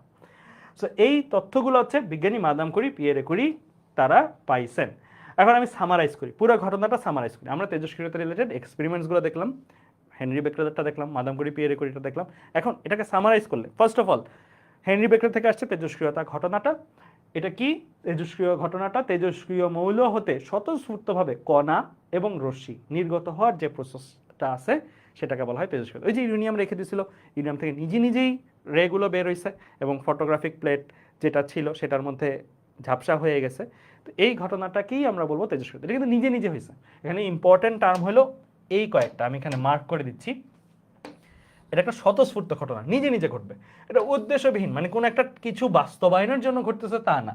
আবার এটা অবিরাম ঘটনা, অবিরাম বলতে বোঝাচ্ছে এটা টানা চলতে থাকবে, মানে নিজে ঘটতেছে এবং টানা চলতে থাকবে। এটা তাপ, চাপ, তড়িৎ এবং চুম্বক ক্ষেত্র দ্বারা প্রভাবিত হয় না। এই চা খুবই বেশি ইম্পর্টেন্ট এই লেখাটা। অনেকেই প্যাচটা লাগাই ফেলে এই জায়গায়, কি জানো, এই যে রেগুলো আছে আলফা বিটা গামা, তারা চুম্বক ক্ষেত্র দ্বারা প্রভাবিত হইতে দেখছি কি দেখি না একটু আগে আমরা Madame Curie Pierre কুরির এক্সপেরিমেন্টে। Madame Curie Pierre কুরির এক্সপেরিমেন্টে আমরা কি দেখলাম? চুম্বক ক্ষেত্র দিছি, রেগুলা প্রভাবিত হয়েছে কিনা? রেগুলো কি বেঁকে গেছে না? যাওয়ার সময় সোজা যেতে পারছে না, বেঁকে গেছে। তার মানে তেজস্ক্রিয় রশ্মি চুম্বক ক্ষেত্র, তড়িৎ ক্ষেত্র এগুলো দ্বারা প্রভাবিত হতে পারে, বাট তেজস্ক্রিয়তা ঘটনাটা প্রভাবিত হইতে পারে না। আমি যেটা বুঝাচ্ছি এটা, এইখানে যদি চুম্বক ক্ষেত্র দাও বা না দাও, ও রে বাইর করার ও রে বাই করবেই। এইটা হচ্ছে তেজস্ক্রিয়তা।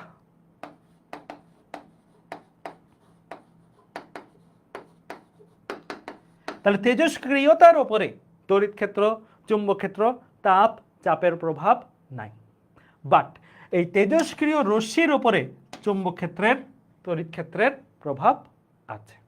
ক্লিয়ার? বুঝতে পারছো? সো এই প্যাচটা লাগাবা না। তোমাকে এমসিকিউতে বলবে এরকম যে তেজস্ক্রিয় রশ্মি নিচের কোনটি দ্বারা প্রভাবিত হয় না বা হয় না। অনেকেই তখন এই বইয়ের এই লাইনটার সুবাদে দেখায় যে তড়িৎ ক্ষেত্র, চুম্বক ক্ষেত্র দ্বারা প্রভাবিত। ভাই তেজস্ক্রিয় রশ্মি বলছে, এটা তেজস্ক্রিয় রশ্মি বললে প্রভাবিত হয়, বাট তেজস্ক্রিয়তা প্রভাবিত হয় কিনা বললে অবশ্যই না। ক্লিয়ার? বুঝতে পারছো? এর জন্য আমি দুইটা সংজ্ঞা আলাদাভাবে দিছি। একটা হচ্ছে তেজস্ক্রিয়তার সংজ্ঞা, আর একটা হচ্ছে তেজস্ক্রিয় রশ্মির সংজ্ঞা। তেজস্ক্রিয়তার সংজ্ঞাটা তো বললাম, জাস্ট ভাঙনটাই হচ্ছে তেজস্ক্রিয়তা, নিউক্লিয়াস ভেঙে গেছে, এটাই তেজস্ক্রিয়তা। আর রশ্মিটা কি? যে সমস্ত পদার্থ হতে ওই এই কণা ও রশ্মি নির্গত হয়, সেই কণা এবং রশ্মিগুলাকে আমরা কি বলবো? তেজস্ক্রিয় রশ্মি বলবো। যেই পদার্থ থেকে নির্গত হয় সেটা হচ্ছে তেজস্ক্রিয় পদার্থ, আর যেই আলফা বিটা গামা এগুলো যে বের হয় এগুলোরে বলা হয় তেজস্ক্রিয় রশ্মি। ক্লিয়ার? বোঝা গেছে? মানে ইউরেনিয়ামটা হচ্ছে তেজস্ক্রিয় পদার্থ, আলফা বিটা গামা এগুলো হচ্ছে তেজস্ক্রিয় রশ্মি। ক্লিয়ার? আচ্ছা, আরেকটা লাইন দেওয়া আছে, এগুলো কাদের হয়? এগুলো কাদের হয়? আমরা একটু আগে একটা টার্ম বলছি যে ভারী নিউক্লিয়াস বিশিষ্ট মৌলগুলোর ক্ষেত্রে ঘটে।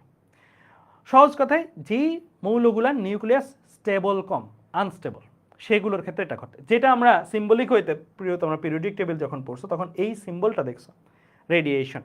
তো এই সিম্বলটা থাকলেই আমরা বুঝি কি ওইটার নিউক্লিয়াসটা স্টেবল না, অর্থাৎ ভেঙে যেতে পারে বা ভাঙবে। সো প্রকৃতিতে প্রাপ্ত সর্বোচ্চ প্রোটন সমৃদ্ধ স্থায়ী নিউক্লিয়াস হলো বিসমাথ। এগুলো এমসিকিউর জন্য ইম্পর্টেন্ট, কিন্তু বিশেষ করে মেডিকেল ভর্তি পরীক্ষার ক্ষেত্রে। যার পারমাণবিক সংখ্যা কত 83 এবং ভর সংখ্যা কত 209। সো এটা স্থায়ী নিউক্লিয়াস মানে বোঝাচ্ছে এটা ভাঙবে না, এটা স্টেবল। বাট এর উপরে যেগুলো আছে 83-র উপরে 84, 85 এরা যারা আছে তাদের ক্ষেত্রে নিউক্লিয়াসটা আর স্টেবল থাকতে পারে না। কেন স্টেবল থাকতে পারে না এটাও তুমি একটু আইডিয়া করতে পারবে। সেটা হচ্ছে নিউক্লিয়াসটার কথা চিন্তা করো, নিউক্লিয়াসের গঠনকারী উপাদান কি? Proton, neutron. প্রোটন কি? পজিটিভ চার্জ বিশিষ্ট। পজিটিভ চার্জ বিশিষ্ট কণা অনেকগুলা একসাথে থাকলে তারা কি পরস্পরকে একটু হলেও বিকর্ষণ করতে চাইবে না? কাছাকাছি থাকলে বিকর্ষণ করতে চাইবে। নিউট্রন তো নিউট্রাল জিনিস, তো তারা কিন্তু একসাথে আছে দৈবভাবে নাই, একসাথে আছে একটা কারণে আছে। কারণটা কি? নিউক্লিয়াসের বন্ধন শক্তি বলতে একটা জিনিস আছে, মানে নিউক্লিয়াস যে একটা আরেকটার সাথে আছে, বাইন্ডিং এনার্জি বলতে একটা টার্ম আছে। এই বাইন্ডিং এনার্জিটা যখন আর পারবে না, মানে অনেক ভারী হয়ে গেলে আর পারতেছে না সে ধরে রাখতে, তখন সে বিক্ষিপ্ত হয়ে যাইতে চাইবে, অর্থাৎ ভেঙে যাইতে চাইবে। আনস্টেবল নিউক্লিয়াস থেকে সে ভেঙে তুলনামূলক ছোট ছোট নিউক্লিয়াসে কনভার্ট হয়ে যাবে।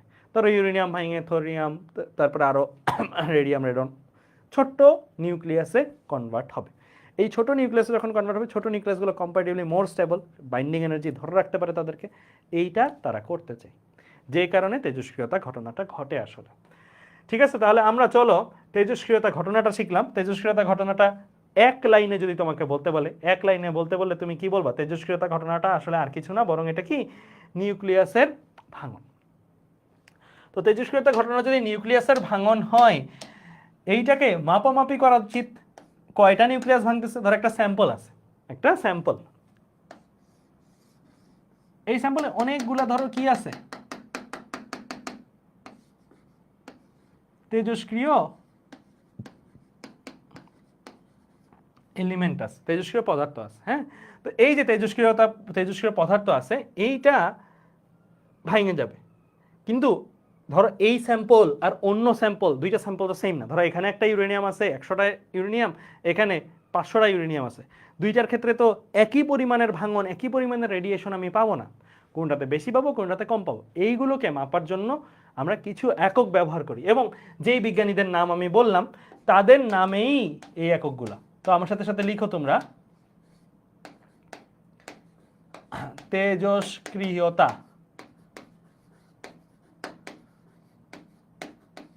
পরিমাপের একক। তো তেজস্ক্রিয়তা পরিমাপের একক আছে কয়টা? দুইটা। ফার্স্ট অফ অল লেখো বিকিউ, আরেকটা লেখো সিআই। বিকিউ এটা কি আসলে? এটা আসলে বিজ্ঞানী বেকরেলের নামে, BECQUEREL।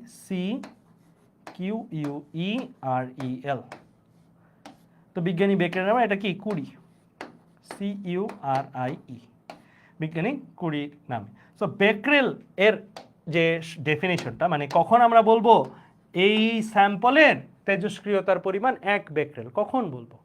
যখন কোন একটা স্যাম্পল থেকে প্রতি সেকেন্ডে বা প্রতি একক সময়ে, এত ইয়া করে না, 1 সেকেন্ডে লিখে, প্রতি 1 সেকেন্ডে একটি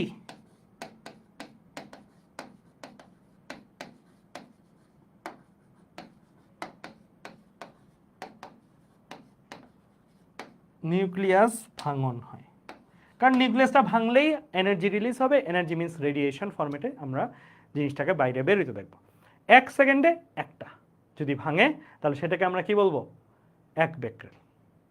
ধরো এই স্যাম্পলে প্রতি 1 সেকেন্ড যাচ্ছে একটা করে ইউরেনিয়াম ভাঙতেছে, 1 সেকেন্ড যাচ্ছে একটা করে ইউরেনিয়াম ভাঙতেছে, তাহলে আমি বলবো এই স্যাম্পলটার তেজস্ক্রিয়তার মান হচ্ছে 1 বেকরেল। ঠিক আছে, ওকে। এবার কুড়িটাতে আসি। এটা হলো প্রতি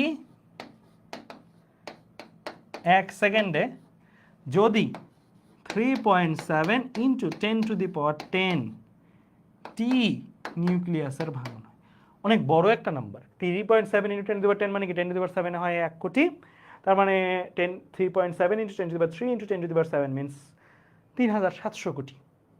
মানে 3700 কোটি নিউক্লিয়াস যদি 1 সেকেন্ডে ভাঙে কোনো একটা স্যাম্পল থেকে, তাহলে ওই স্যাম্পলের তেজস্ক্রিয়তাকে আমরা বলবো 1 কোটি। ঠিক আছে? তো আমরা, তোমরা জানো একক কোনটাকে এসআই বলা হয়, সো আমাদের এখানে এসআই একক হিসেবে কোনটাকে কনসিডার করা হয়? বেক্রেল, এটাকেই এসআই একক হিসেবে কনসিডার করা হয়। এই এককটা কুরি এককটাও প্রচলিত, কারণ বেক্রেল এককটা আবার তুলনামূলক বেশি ছোট, কুরি এককটা আবার একটু তুলনামূলক বেশিই বড়। কুড়িটাকেও মাঝে মাঝে কিন্তু আমরা ছোট ছোট কয়েকটা এককে দেখতে পারি, মানে আমাদের প্রশ্নগুলোতে মাঝে মাঝে এরকম থাকবে 1 mci। এটা মানে কি 1 মিলি কুড়ি, বা এটা বললে কি বুঝবা? 1 কুড়ি এর বাই 1000, মানে মিলি মিন্স কি 10⁻³ দিয়ে গুণ না, millimetre. 1 metre divided by 1000, so 1 milli কুড়ি মিন্স 1 কুড়ি ডিভাইডেড বাই 1000। বুঝতে পারছো? মাঝে মাঝে তুমি দেখবা 1 মাইক্রো কুড়ি, এরকম ভাবে টার্মটা থাকলে তুমি বুঝতে হবে এটা আসলে কি 1 CI ডিভাইডেড বাই কত 10⁶, মাইক্রো মানে 10⁶ দেওয়া হয়। ঠিক আছে? ওকে, আচ্ছা। এখন কুরি আর বেক্রেলের মধ্যে রিলেশনশিপটা কেমন হবে? এটা অনেক ইম্পর্টেন্ট, কারণ আমাদের ম্যাথগুলো যখন আমরা করব বেক্রেলে নিয়েই করবো, এসআই একক যেহেতু। কুরি আর বেক্রেলের মধ্যে রিলেশনশিপটা কি? 1 কুরি ইজ ইকুয়াল টু কত হবে বলো তো? 3.7 ইন্টু 10⁻10 বেক্রেল। কারণ কি 1 সেকেন্ডে 3.7 ইন্টু 10⁻10টা ভাঙলে আমরা বলি 1 কুড়ি, আবার 1 সেকেন্ডে একটা ভাঙলে আমরা বলি 1 বেক্রেল। তাহলে বেক্রেলের সাপেক্ষে চিন্তা করলে 1 সেকেন্ডে একটার জায়গায় 3.7 ইন্টু 10⁻10, অর্থাৎ কত বেক্রেল হইতো? এটা 3.7 ইন্টু 10⁻10 বেক্রেল হবে। ক্লিয়ার? বুঝতে পারছো? তাহলে এই জিনিসগুলো লিখে ফেলো। লিখে ফেললে আমরা এরপরে কয়েকটা ছোট্ট এমসিকিউ, দেন আমরা কিছু ম্যাথ করব। মজার মজার কিছু ম্যাথ আছে আমাদের আজকের ক্লাসে। হ্যাঁ, তো ধূপধাপ কিছু এমসিকিউ করে ফেলি। কি বলছে এখানে? তেজস্ক্রিয়তা কি? তেজস্ক্রিয়তা হচ্ছে পরমাণুর নিউক্লিয়াসের স্বতঃস্ফূর্ত ভাঙন। পরমাণুর ভাঙন না কিন্তু ভাইয়া, পরমাণুর নিউক্লিয়াসের ভাঙন। ওকে, সো এটা সাবধান থাকবা। তারপরে আসি আমরা, তেজস্ক্রিয় পদার্থ কয় রকমের? তেজস্ক্রিয় পদার্থ প্রাকৃতিক আছে এমসিকিউর জন্য। এগুলো যা যা দেখাচ্ছি এখন সব এমসিকিউর জন্য, লেখা লাগবে না এগুলো কিছু, এগুলো থাকবে স্লাইডে, পরে তুমি লিখে নিবা। তেজস্ক্রিয় পদার্থ প্রাকৃতিক আছে। প্রাকৃতিক কি? Uranium, radium, thorium. কৃত্রিম আছে আবার কিছু, যেমন ধরো আইসোটোপগুলো নর্মালি হয়, নর্মালি কার্বন 12-6 হয়, অক্সিজেন 16-8 হয়, 12 জায়গায় 14 হলে এটার স্টেবল থাকে না, এটার নিউক্লিয়াসটাও ভেঙে যেতে চায়, অক্সিজেনের ক্ষেত্রেও তাই। এগুলো হচ্ছে আর্টিফিশিয়ালি তেজস্ক্রিয় পদার্থ। তেজস্ক্রিয় রশ্মি আলফা, বিটা, গামা। ওকে, আচ্ছা, লেখা লাগবে না কিছু, ঠিক আছে? আচ্ছা, এরপরে আমি আসি, এই যে আলফা, বিটা, গামা, এরা তেজস্ক্রিয় রশ্মি বা কণা, এরা কিছু সুনির্দিষ্ট ভেদন যোগ্যতা দেখে, মানে ভেদ করে যেতে পারে। তো আলফা সে কিছু পেপারেই আটকায় যায়, বিটা পেপারে আটকায় না, বাট প্লাস্টিক বা এই টাইপের পদার্থগুলোতে আটকায় যায়। গামা দেখতে পাচ্ছ পেপার, প্লাস্টিক এগুলো ভেদ করে যেতে পারে, বাট কনক্রিট, স্টিল বা লেডে আটকায় যায়। লেড কথাটা কেন আসছে দেখতেই পাচ্ছ, যে বিজ্ঞানী মাদাম করি পিয়েরে করি যেই কারণে লেড দিয়ে করছে, কারণ এখান দিয়ে গামাও যেতে পারে না। তো দেখাই যাচ্ছে স্পষ্ট ভেদন যোগ্যতার বেসিসে কার ভেদন যোগ্যতা সবচেয়ে বেশি? কার ভেদন যোগ্যতা সবচেয়ে বেশি? আলফা, বিটা না গামা? গামার ভেদন যোগ্যতা সবচেয়ে বেশি, তারপরে বিটা, তারপরে আলফা। আবার আরেকটা টার্ম হচ্ছে আয়নীকরণ শক্তি। আরেকটা টার্ম হচ্ছে কি? আয়নীকরণ শক্তি বা আয়নীকরণ ক্ষমতা। আয়নীকরণ ক্ষমতা মানে এরা সার্টেন কিছু গ্যাসের মধ্যে দিয়ে যখন যায়, আলফা, বিটা, গামা, ওই গ্যাসটাকে তারা আয়নে কনভার্ট করে ফেলতে পারে। লেটস সে Cl2 মানে ক্লোরাইড, ক্লোরিন গ্যাসটাকে তারা Cl- অর্থাৎ ক্লোরাইডে কনভার্ট করে ফেলতে পারে। এইটার ক্রম আবার অপোজিট। এটার ব্যাখ্যা লাগবে না তোমাদের, জাস্ট কি এগুলা কার কে পাওয়ারফুল, কে কম পাওয়ারফুল সেটা লাগবে, জাস্ট অপোজিট। ভেদন যোগ্যতার বেসিসে গামা সবচেয়ে পাওয়ারফুল, আয়নীকরণ ক্ষমতার বেসিসে আলফা সবচেয়ে পাওয়ারফুল। ক্লিয়ার? বুঝতে পারছো? তাহলে এই হচ্ছে আমার দুইটা এমসিকিউ যেটা তোমাদের কাজে লাগবে। হ্যাঁ, আর আরেকটা জিনিস চার্ট তোমাদের মুখস্থের জন্য দিয়ে রাখতেছি, এটা এখন লেখা লাগবে না, এটাও এমসিকিউর জন্য একটু বলে দেই। আলফা আলফা অ্যাকচুয়ালি গঠনগতভাবে কি, আলফা অ্যাকচুয়ালি গঠনগতভাবে আমরা বলি এটা হিলিয়াম নিউক্লিয়াস, মানে হিলিয়াম থেকে তুমি ইলেকট্রন সরাই দাও, হিলিয়াম মৌলটা থেকে তুমি ইলেকট্রন যদি সরাই দাও একটা পরমাণুতে, তাহলে যেই জিনিসটা অবশিষ্ট থাকবে সেটাই হচ্ছে হিলিয়াম নিউক্লিয়াস। অর্থাৎ এখানে দুইটা প্রোটন থাকবে, দুইটা নিউট্রন থাকবে, ভর সংখ্যা হচ্ছে 2 + 2 = 4, আর প্রোটন ভর পারমাণবিক সংখ্যা হচ্ছে 2। তো আলফা আর হিলিয়াম নিউক্লিয়াস বেসিক্যালি অভিন্ন জিনিস। সো গঠনগতভাবে দুইটা প্রোটন দুইটা নিউট্রন থাকে, ভর প্রোটনের ভর নিউট্রনের ভর তুমি ক্যালকুলেটরেও পাবা, ক্যালকুলেটরও আছে এই ভ্যালুগুলা। প্রোটনের ভর নিউট্রনের ভর যদি যোগ করো দুইটা প্রোটন, এই ভ্যালুটা আসবে, এটা হচ্ছে ভরের পরিমাণ। চার্জের পরিমাণ স্বাভাবিকভাবে নিউট্রনের কোনো চার্জ নেই, প্রোটনের চার্জই চার্জ। প্রোটনের চার্জ কত? 1.6 × 10⁻⁻⁹, তাহলে দুইটা প্রোটনের চার্জ, তাহলে 3.2 × 10⁻⁹, মানে দুইটা প্রোটন মিনস 1.6 × 2 × 10⁻⁹, তাই 3.2 × 10⁻⁹ হয়। On the other hand bitter ক্ষেত্রে যদি বলি, বিটা বেসিক্যালি একটা ইলেকট্রন। এখন বলতে পারো যে ভাইয়া এটা কি পরমাণু নিউক্লিয়াসের চারপাশে যে ইলেকট্রন আবরণ করছে সেটাই? উত্তর হচ্ছে না, এটা একটু স্পেশাল কাইন্ড অফ, মানে ক্যারেক্টারিস্টিক ইলেকট্রনের মতন, বাট এটার উৎপত্তি স্থল ডিফারেন্ট। এটা নিউক্লিয়াস ভেঙে তৈরি হওয়া ইলেকট্রন। এই যে এই তিনোটা জিনিস কোথা থেকে উৎপত্তি? নিউক্লিয়াস ভাঙার ফলে উৎপত্তি, মানে নিউক্লিয়াস থেকে এটা আসছে। এখন বলতে পারো ভাইয়া নিউক্লিয়াসে তো ইলেকট্রন নাই, নিউক্লিয়াস আসলে কিভাবে ইলেকট্রনটা আসে আমি ছোট্ট করে একটু লিখে দিই। আমরা যে নিউট্রন জানি, এই নিউট্রন বেসিক্যালি ভাঙলে একটা প্রোটন একটা ইলেকট্রন, মানে যেটাতে আমরা বিটা বলতেছি, একটা প্রোটন একটা ইলেকট্রন প্লাস একটা অ্যান্টি নিউট্রনও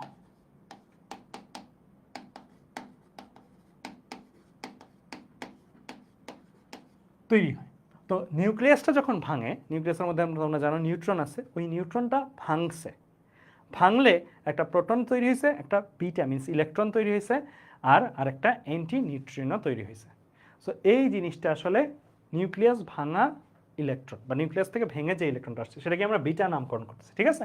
নিউক্লিয়াসের ভেতরে কিন্তু ইলেকট্রন থাকে না, বাট নিউট্রনকে ভাঙলে তৈরি হয়, সেটাই হচ্ছে এটা। ক্যারেক্টারিস্টিক বাকিগুলো ইলেকট্রনের মতো, ইলেকট্রনের ভর আমরা জানি 9.11 × 10⁻⁻13, 1.6 × 10⁻⁹ কুলম্ব হচ্ছে তার চার্জের পরিমাণ। গামা জাস্ট একটা রে, এক্স রে এরকম। সো এটা তাড়িৎচুম্বকীয় তরঙ্গ, এর ভর আছে নাই, এর চার্জ আছে নাই। ক্লিয়ার? তাহলে এই তথ্যগুলোও তোমরা মনে রাখবা। ক্লিয়ার? আচ্ছা, তো এই তথ্যগুলো মনে রাখলে তোমাদের আর একটা ছোট্ট জিনিস দেখাই, আমরা কয়েকটা টার্মে চলে যাব। তোমরা একটু সিম্বল লেখা শিখো, এটা খুবই ইম্পর্টেন্ট। ম্যাথগুলো যে সামনে করব, ম্যাথগুলোর জন্য খুবই ইম্পর্টেন্ট। হ্যাঁ, ফার্স্ট অফ অল আমরা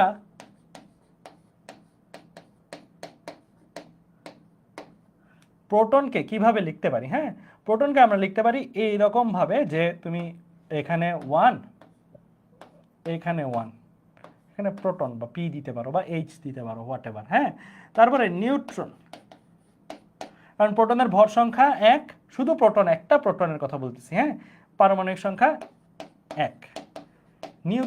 নিউট্রনকে কিভাবে লিখবা? ভর সংখ্যা আছে, বাট পারমাণবিক সংখ্যা কি আছে? নাই, 0। তারপরে আসো বিটা বা ইলেকট্রন,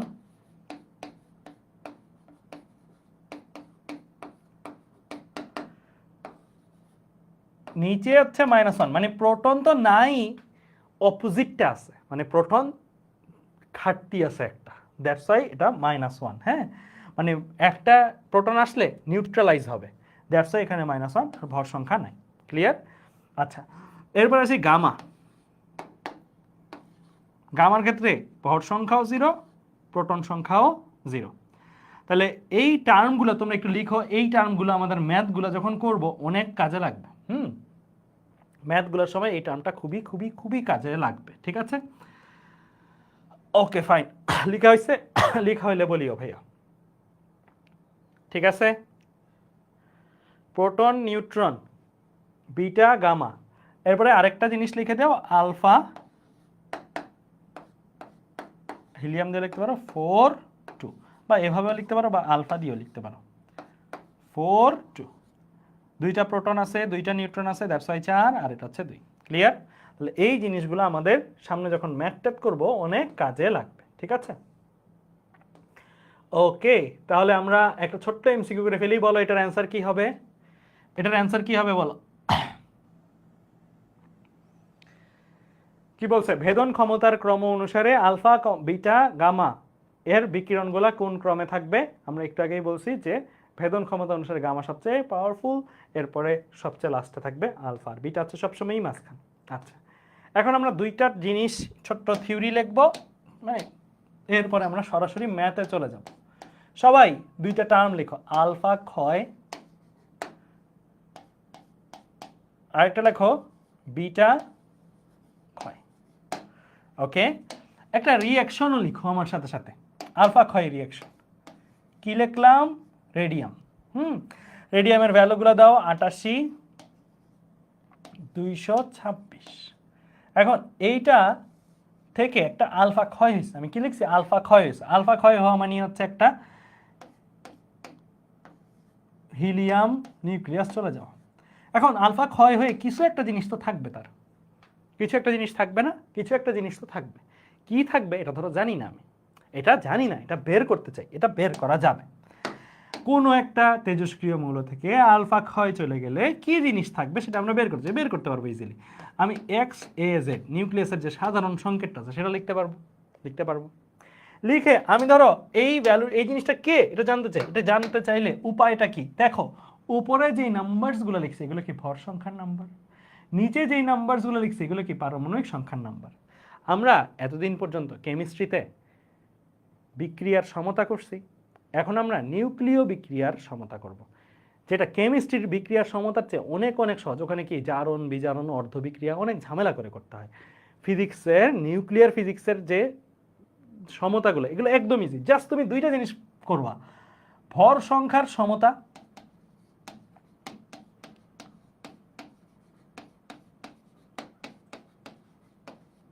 আর আরেকটা কি সংখ্যা আছে? পারমাণবিক সংখ্যার সমতা। মানে তোমার দুইটাই ইকুয়েশন আসবে, দুইটা ইকুয়েশন বানাইলে তুমি যে কোনো বিক্রিয়ার সমতা করে ফেলতে। তো চলো ভর সংখ্যার সমতা করি। ভর সংখ্যা বাম পাশে কত আছে ভাইয়া? 226। ডান পাশে কত আছে ভাইয়া? 4। ভর সংখ্যাগুলো নিচ্ছি কেমন। আর এটা কত আছে? এ আছে। জাস্ট তুমি দেখে দেখে বসাচ্ছ প্লাস না মাইনাস। হ্যাঁ, প্লাস থাকলে প্লাস, বামেরটা বামে ডানেরটা ডানে। এ চলে আসবে না? আসবে কি না? আসবে। কত আসছে ভাইয়া? 222। তাহলে এইটার আমরা ভর সংখ্যা পেয়ে গেছি। একইভাবে পারমাণবিক সংখ্যাটা করি চলো। পারমাণবিক সংখ্যার সমতা নিচে কত? 88 বাম পাশে। এটা কত? 2। এটা কত? জেড। তাহলে এখান থেকে আমরা জেড পেয়ে যাব না? জেড পেয়ে যাব। জেড কত আসবে? 88 বিয়োগ 2, দ্যাট মিনস আসবে 86। তাহলে আমার এইখানে যেই বান্দাটাই আছে তার পারমাণবিক সংখ্যা হইল কত?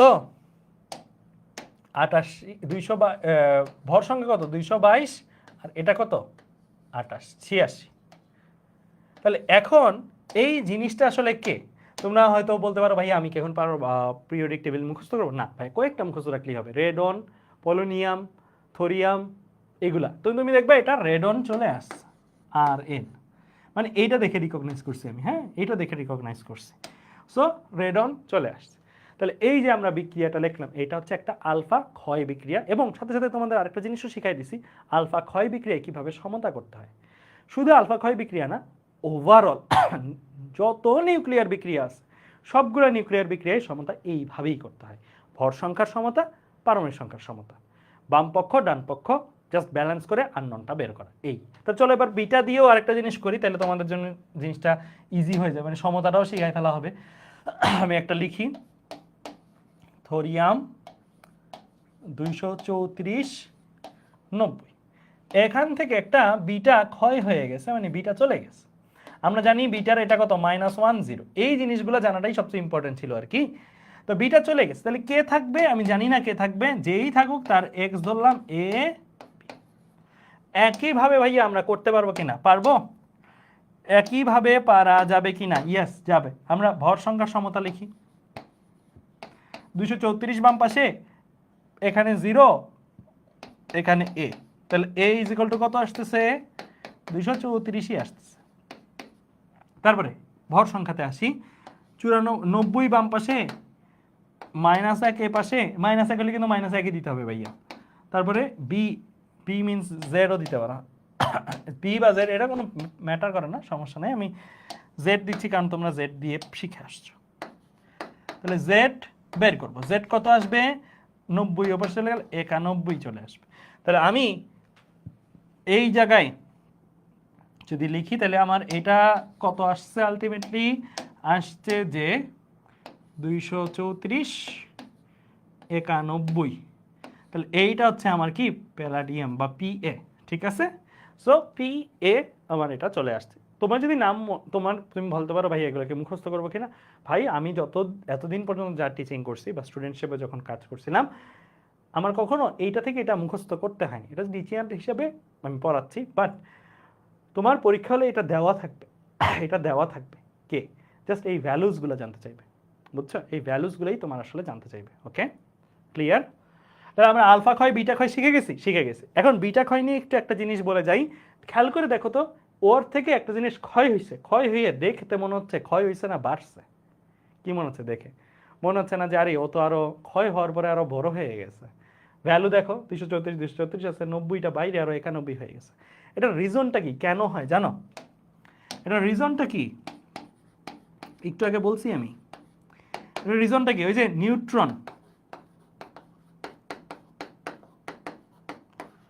ভাঙে কি হয়,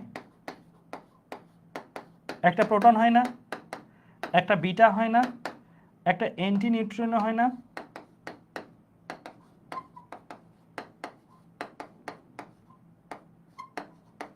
খেয়াল করো, আমার 234 এই নাম্বারটার মধ্যে প্রোটন সংখ্যাও আছে, নিউট্রন সংখ্যা আছে। একটা নিউট্রন ধরো ভাঙে গেছে, একটা নিউট্রন ভাঙে গেছে, ওই নিউট্রনটা ভাঙে 234 থেকে একটা কমে যাওয়ার কথা, কমে গেছে, একটা নাম্বার 234 থেকে মনে মনে ধরো কমে গেছে, নিউট্রন ভাঙে গেছে। বাট এই নিউট্রনটা যখন ভাঙছে একটা প্রোটনও তো সে তৈরি করে দিয়ে গেছে। তাহলে একটা প্রোটন তৈরি হওয়ার অর্থ হচ্ছে কি, ভর সংখ্যাটা বাড়ানা, মানে একটা প্রোটন আগে তো ছিল কত প্রোটন 90, এখন একটা প্রোটন আরো এক্সট্রা তৈরি হয়েছে নিউট্রন ভাঙার ফলে। তাহলে একটা ভর সংখ্যা কম ছিল, আবার একটা প্রোটন বাইরে যাওয়ায় একটা ভর সংখ্যা বাইরে গেল। তাহলে প্লাসে মাইনাসে কি এটার কোনো চেঞ্জ হবে? হবে না, 234 ছিল 234ই থাকবে, রাইট। ভর সংখ্যার ক্ষেত্রে নিউট্রন কমে গেছে, ভর সংখ্যা কমে গেছে, নিউট্রন কমে নিউট্রন ভাঙে প্রোটন তৈরি হয়েছে, তাহলে আবার ভর সংখ্যাটা যেটুকু কম ছিল ততটুকু আবার বাড়াই দিয়ে গেছে, তাই না? তো এটা তাই চেঞ্জ হয়নি। অন্য ধরেন প্রোটন সংখ্যা এটা আগে 90 ছিল, নিউট্রন ভাঙার কারণে একটা প্রোটন ওভারঅল বাড়ছে, 90 তো 90 এর জায়গায় আছে, প্লাস আর একটা নিউট্রন ভাঙার ফলে প্রোটন বাড়ছে, দ্যাটস ওয়াই 91 হয়েছে। ক্লিয়ার? নাম্বারগতভাবে বেশি মনে হলো, এটা কিন্তু ভরগতভাবে ডেফিনেটলি কম হবে কিছুটা হইলো, কারণ এখানে বিটাটা চলে গেছে, অ্যান্টি নিউট্রনও চলে গেছে, তাই না? সো এই হচ্ছে আমার কি ব্যাখ্যাটা। সো তোমাকে যদি বলে যে কেন বিটা ক্ষয়ের ক্ষেত্রে পারমাণবিক সংখ্যা বৃদ্ধি পায়, তুমি জাস্ট এই লাইনটা ঠিক মতো লিখতে পারছো কিনা এটাই ম্যাটার করবে, ঠিক আছে? ওকে ফাইন, তাহলে আমরা এই পর্যন্ত বুঝে গেলে একটা এমসিকিউতে যাই, বলছে বিটা ক্ষয়ের সাথে কোন চার্জহীন কণা নির্গত হয়। আমি একটু আগে দেখাইছি তোমাদেরকে অ্যান্টি নিউট্রিনো, এক্সামে ইম্পর্টেন্ট আসতে পারে এমসিকিউতে। ক্লিয়ার? আচ্ছা, এরপরে আসি, এইখানে ধূপধাপ দুইটা জিনিস করে ফেলো তো, কত আসবে? আলফা ক্ষয় বিক্রিয়া দিয়ে বলছে এটা কত, ভ্যালুটা কত, তোমাকে এটা যদি বের করতে বলে পরীক্ষার হলে প্রশ্নগুলো এরকম হবে। হ্যাঁ, এটা 4 এটা 2 আমরা জানি। হ্যাঁ, তাহলে আমরা ভরের সমতা যদি করি তাহলে কি আসবে 208, এটা কত জানি না, এটা ধরো এ ধরলাম, এটা জেড ধরলাম। হ্যাঁ, তাহলে 238 is equal two A plus 4। তাহলে এখান থেকে এ চলে আসবে না, এ চলে আসছে কত 234 চলে আসছে। তাহলে এটা কত, এটা কত 234, 2 3 4। আচ্ছা, এবার আসি জেডটা বের করব, জেডটা বের করি। জেড বাম পাশে কত, পারমাণবিক সংখ্যার সমতা করতেছে 92, এটা কত জেড নিচের গুলো আর কি। হ্যাঁ, প্লাস এটা কত 2, এখান থেকে জেড চলে আসবে না, জেড কত আসতেছে ভাইয়া 92 বিয়োগ 2, দ্যাট মিনস আসবে 90। তাহলে আমি এইটাও লিখে ফেলতে পারবো না? এগুলো এমসিকিউ আসলে ফটাফট দিয়ে ফেলবা, একদম সহজ এমসিকিউ, ঠিক আছে? তাহলে এটা হচ্ছে 90, শেষ, আমার প্রথমটা ডান। এবার আসি নিজেরটাতে, এটা লিখে ফেলবা আর কি, তাহলে তোমার জন্য সুবিধা হবে। 0 - 1 এইটার টার্মে পারমাণবিক সংখ্যা কত, ভর সংখ্যা কত, এটা লিখে ফেললে তোমার আর চিন্তা নেই। তাহলে এটা দেখো 131 বাম পাশে, এটা ধরলাম এ, এটা ধরলাম, এটা তো 0, হ্যাঁ, তাহলে এটা কি আসবে 131ই আসবে, 131। এবার আসি ভর সংখ্যা দিয়ে, এটা কত 53, এখানে এটা ধরলাম কি z, এটা কত -1, তাহলে ultimately z is equal two কত আসছে, -1 এর পাশে চলে গেলে 54 আসবে, তাহলে এটা কত 54, শেষ। তাহলে এটা ইজিলি আমরা করে ফেলতে পারবো। এখন চলো আমরা কিছু ম্যাথ দেখি কিভাবে আসলে পরীক্ষা হলে আসবে, এইভাবে আসবে। এগুলো কিন্তু সুপার ইম্পর্ট্যান্ট ভাইয়া, কারণ এই চ্যাপ্টারটার পড়াশোনা কিন্তু এখান থেকেই, আগে যা পড়াইছি, আগে মিন্স হচ্ছে পরমাণু মডেল, ওইগুলো খুব বেশি ইম্পর্ট্যান্ট না, আসলে এই জায়গাগুলো থেকে আসবে। ভার্সিটি অ্যাডমিশন টেস্ট বলো, ইঞ্জিনিয়ারিং অ্যাডমিশন টেস্ট বলো, এইচএসসি বলো, সবখানে কি বলছে দ্রুত করবো আমরা, এগুলো সময় যত দ্রুত করতে হবে তত ভালো, দ্রুত করি। সোডিয়াম ম্যাগনেসিয়াম ভেঙে ম্যাগনেসিয়াম প্লাস এক্স তৈরি, আমি জানি না এটা কত, ধরে নিলাম এটা এ, এটা জেড, কোনো সমস্যা আছে? সমস্যা নাই। আমি তাহলে এখন হিসাব করি, বাম উপরেরটার ক্ষেত্রে 23 ইজ ইকুয়াল টু কত, 23 প্লাস এ, ভর সংখ্যার সমতা নিলাম, তাহলে এ কত আসে 0 আসতেছে, তাই না? এরপরে আসি নিচেরটার ক্ষেত্রে, 11 is equal two 12 plus Z, তাহলে জেড কত আসতেছে ভাইয়া, -1 আসতেছে না, -1 আসতেছে। তাহলে আমার এক্স জিনিসটা আসলে কে, এটা আমার কে, এটা আসলে আমার কে, 0 -1, 0 -1 আসলে কে, বিটা না, 0 -1 আসলে কে, 0 -1 আসলে বিটা, তাহলে এটা একটা বিটা করি। খুবই সহজ না, ম্যাথগুলো কিন্তু করতে অনেক মজা আছে, গেমসের মতন অনেকটা। আচ্ছা, এরপরে আমি চলে যাই, তাহলে এইটা তো হইলই, তাহলে এই জিনিসটাই আসলে ইম্পর্টেন্ট, মানে যে তোমাদের একটু আগে সিম্বলগুলো লিখে দিচ্ছিলাম না, এটাই আসলে সবচেয়ে ইম্পর্টেন্ট জিনিস, মানে মনে রাখা বিটাটা আসলে কিভাবে লিখতে হয়, আলফাটা কিভাবে লিখতে হয়, গামাটা কিভাবে লিখতে হয়, প্রোটনটা কিভাবে লিখতে হয়, নাম্বারসগুলো কত, এই লেখাটা সবচেয়ে বেশি ইম্পর্টেন্ট, তাহলে তুমি বিটা না কে সবই বের করে ফেলতে পারো। তো চলো আরো কয়েকটা দেখি এমসিকিউ, এইটা দেখি, এটা কি বলছে, একটি নিউক্লিয়াস একটি নিউট্রন গ্রহণ করে, একটি বিটা কণা, হ্যাঁ, একটি নিউক্লিয়াস একটি নিউট্রন গ্রহণ করে, একটি বিটা কণা নিঃসরণ করে ও দুইটি আলফা কণায় পরিণত হয়। এগুলো কিন্তু লেখা না থাকলেও তুমি নিজেও লিখতে পারতো। ধরো আমি এটা লেখা নাই, এটা পরীক্ষা দিয়ে দিছে, বাট যদি নাও থাকতো, এই জিনিসটা নাও থাকতো, তুমি কিন্তু নিজেই করতে পারতা। ওকে, তাহলে নিজে করি আমরা, মানে এটা দিলে তো ভালো, না দিলে নিজেও পারো।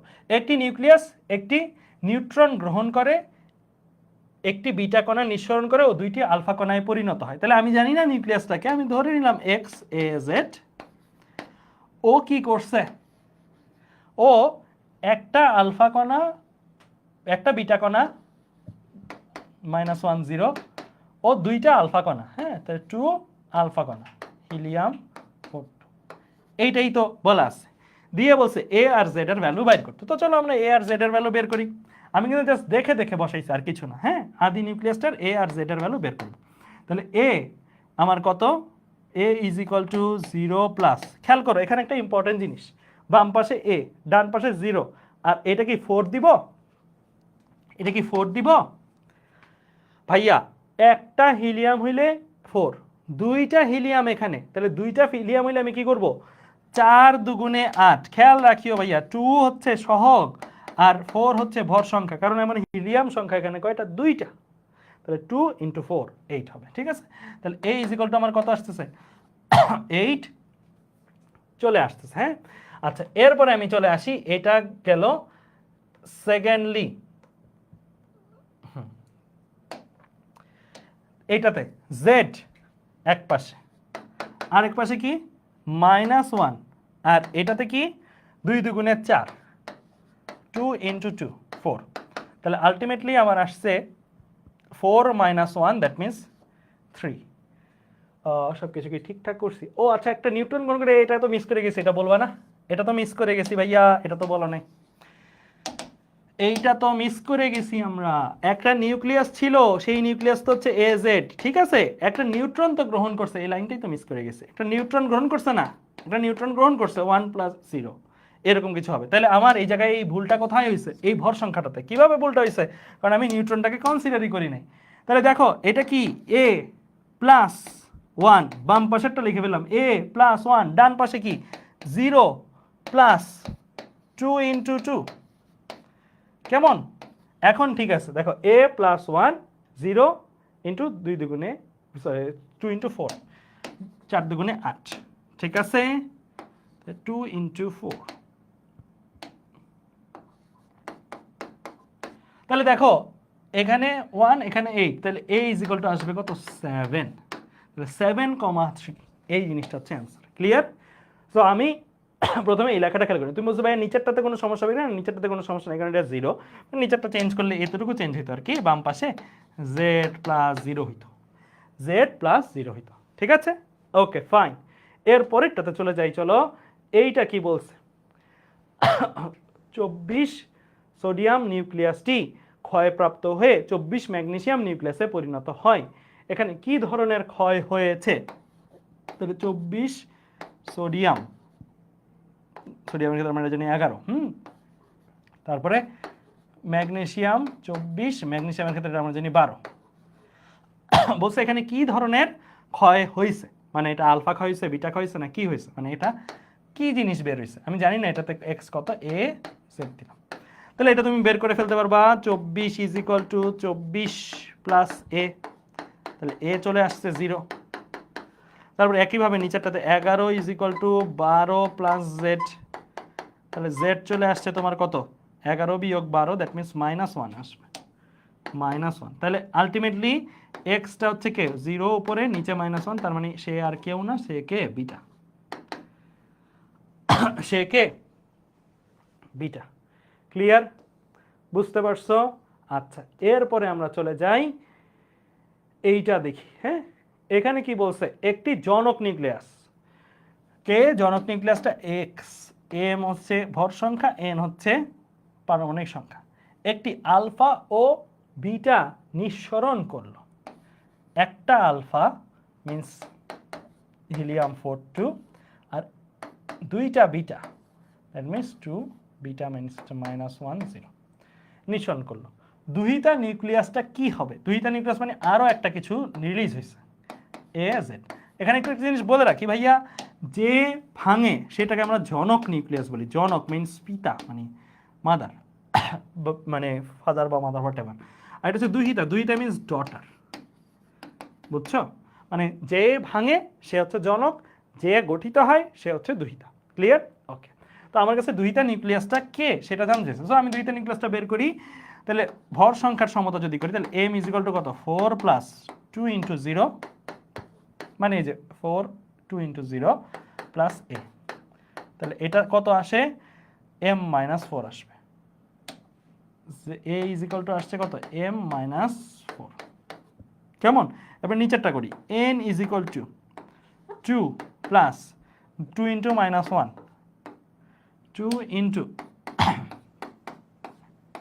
-1, এই যে 2 -1 ছিল, 2 × -1 প্লাস z, তাহলে আলটিমেটলি আসবে কত, z 2 পজিটিভ 2 নেগেটিভ, 2 - 2 0 চলে আসবে, তাহলে z = n আসতেছে।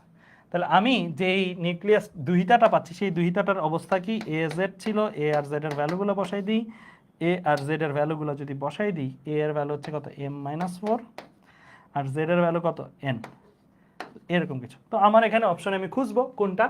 তো z দিয়ে আছে, x দিয়ে আছে, একই কথা, x দিয়ে লেখা z দিয়ে লেখা একই কথা, মানে এটা তো আমি ধরে নিছি, তাই না? এটা তো আর কোনো সংকেত না, এটা তো ধরে নিছি, এটা x বলো z বলো একই কথা। সো আমার এখানে দাগাবো হচ্ছে কোনটা, এটা। ক্লিয়ার?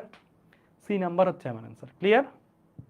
ওকে, আচ্ছা, তাহলে আমরা এই জিনিসটাও পারবো ইনশাল্লাহ। এইটা দেখি, এটা একটা মজার জিনিস। এটা কি বলতেছে দেখো, খেয়াল করো। আমরা নিচের নিউক্লিয় বিক্রিয়ায়, এই যে এখানে একটা নিউক্লিয়ার বিক্রিয়া দেওয়া আছে, বলছে নিঃসৃত আলফা ও বিটা কণার সংখ্যার সমষ্টি কত, মানে আলফা কয়টা বেরিয়েছে, বিটা কয়টা বেরিয়েছে, এগুলো আমার হিসাব করতে হবে। দেখো এটা অনেক মজা। তো আমি ইউরেনিয়াম লিখলাম 238, লিখলাম 92 লিখলাম, এখান থেকে লেড 214 82। আমি জানি না আলফা কয়টা বেরিয়েছে, বিটা কয়টা বেরিয়েছে। আমি ধরে নিলাম আলফা আমার বেরিয়েছে লেটস সে এক্স পরিমাণ আলফা বেরিয়েছে, আলফা মিন্স 42, এবং আমার বিটা বেরোইছে হচ্ছে ওয়াই পরিমাণ আমার বিটা বেরোইছে। আমি জানি না আলফা কয়টা বেরিয়েছে, বিটা কয়টা বেরিয়েছে, আমি ধরে নিছি। কোনো সমস্যা আছে? কোনো সমস্যা নাই। আমার টার্গেট হচ্ছে এই ম্যাথে এক্স আর ওয়াই বের করা। তো এক্স আর ওয়াই যদি বের করতে চাই খুবই সহজ, কিন্তু তুমি ভর সংখ্যা সমতা করো 238 ইজ ইকুয়াল টু কত 214 প্লাস এক্স সংখ্যক আলফা, তার মানে জিনিসটা কি হবে এক্স ইন্টু 4 আসবে।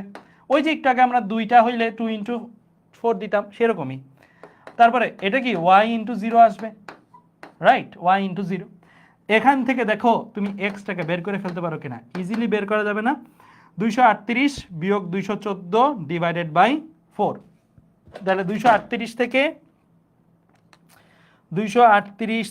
214 বাদ দিলাম, ডিভাইড বাই 4, আমি এক্স বের করতেছি আর কি। হ্যাঁ, তাহলে আসছে আমার 6। তাহলে 6টি আমি কি এখান থেকে বলতে পারি 6টা আলফা কণা নির্গত হয়েছে, কারণ এক্স এর ভ্যালুই তো আলফা কণার সংখ্যা।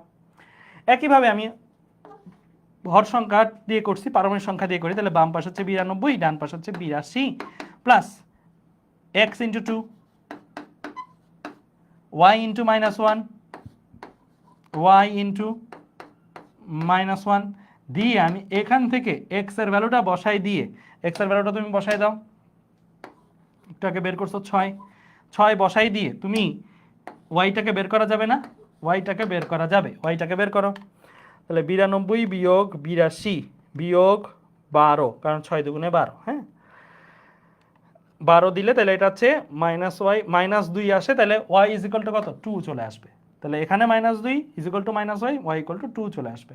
তাহলে আমি কি পাইলাম, আলফা কণা কয়টা 6টি আলফা কণা ও 2টি বিটা কণা। তাহলে আমার এখানে জানা যাচ্ছে মোট কয়টা আলফা আর বিটা কণা, মানে আলফা আর বিটা কণার সমষ্টি। তাহলে 6 যোগ 2, দ্যাট মিনস আমার হবে অ্যান্সার কত 8। আমার অ্যান্সার কত হবে 8 হবে। ক্লিয়ার, বোঝা গেছে? তাহলে আমরা এই টাইপের ম্যাথগুলো কিন্তু ইজিলি আরামসে করে ফেলতে পারবো। তোমাদের হোমওয়ার্ক দিই কয়েকটা, এইটা হোমওয়ার্ক নিজেরা করবা, এক একটা সমীকরণ ধরে নিয়ে তারপরে তোমরা জাস্ট সিম্পলি করে ফেলবা, আমি সলভ দিয়ে রাখবো। এটা তোমাদের হোমওয়ার্ক, একটু স্ক্রিনশট উঠাবা, আমি স্লাইডে দিয়ে রাখবো সবগুলাই হোমওয়ার্ক। হ্যাঁ, এইটা হোমওয়ার্ক, একই রকম, সব একই রকম। হ্যাঁ, তারপরে এইটা হোমওয়ার্ক,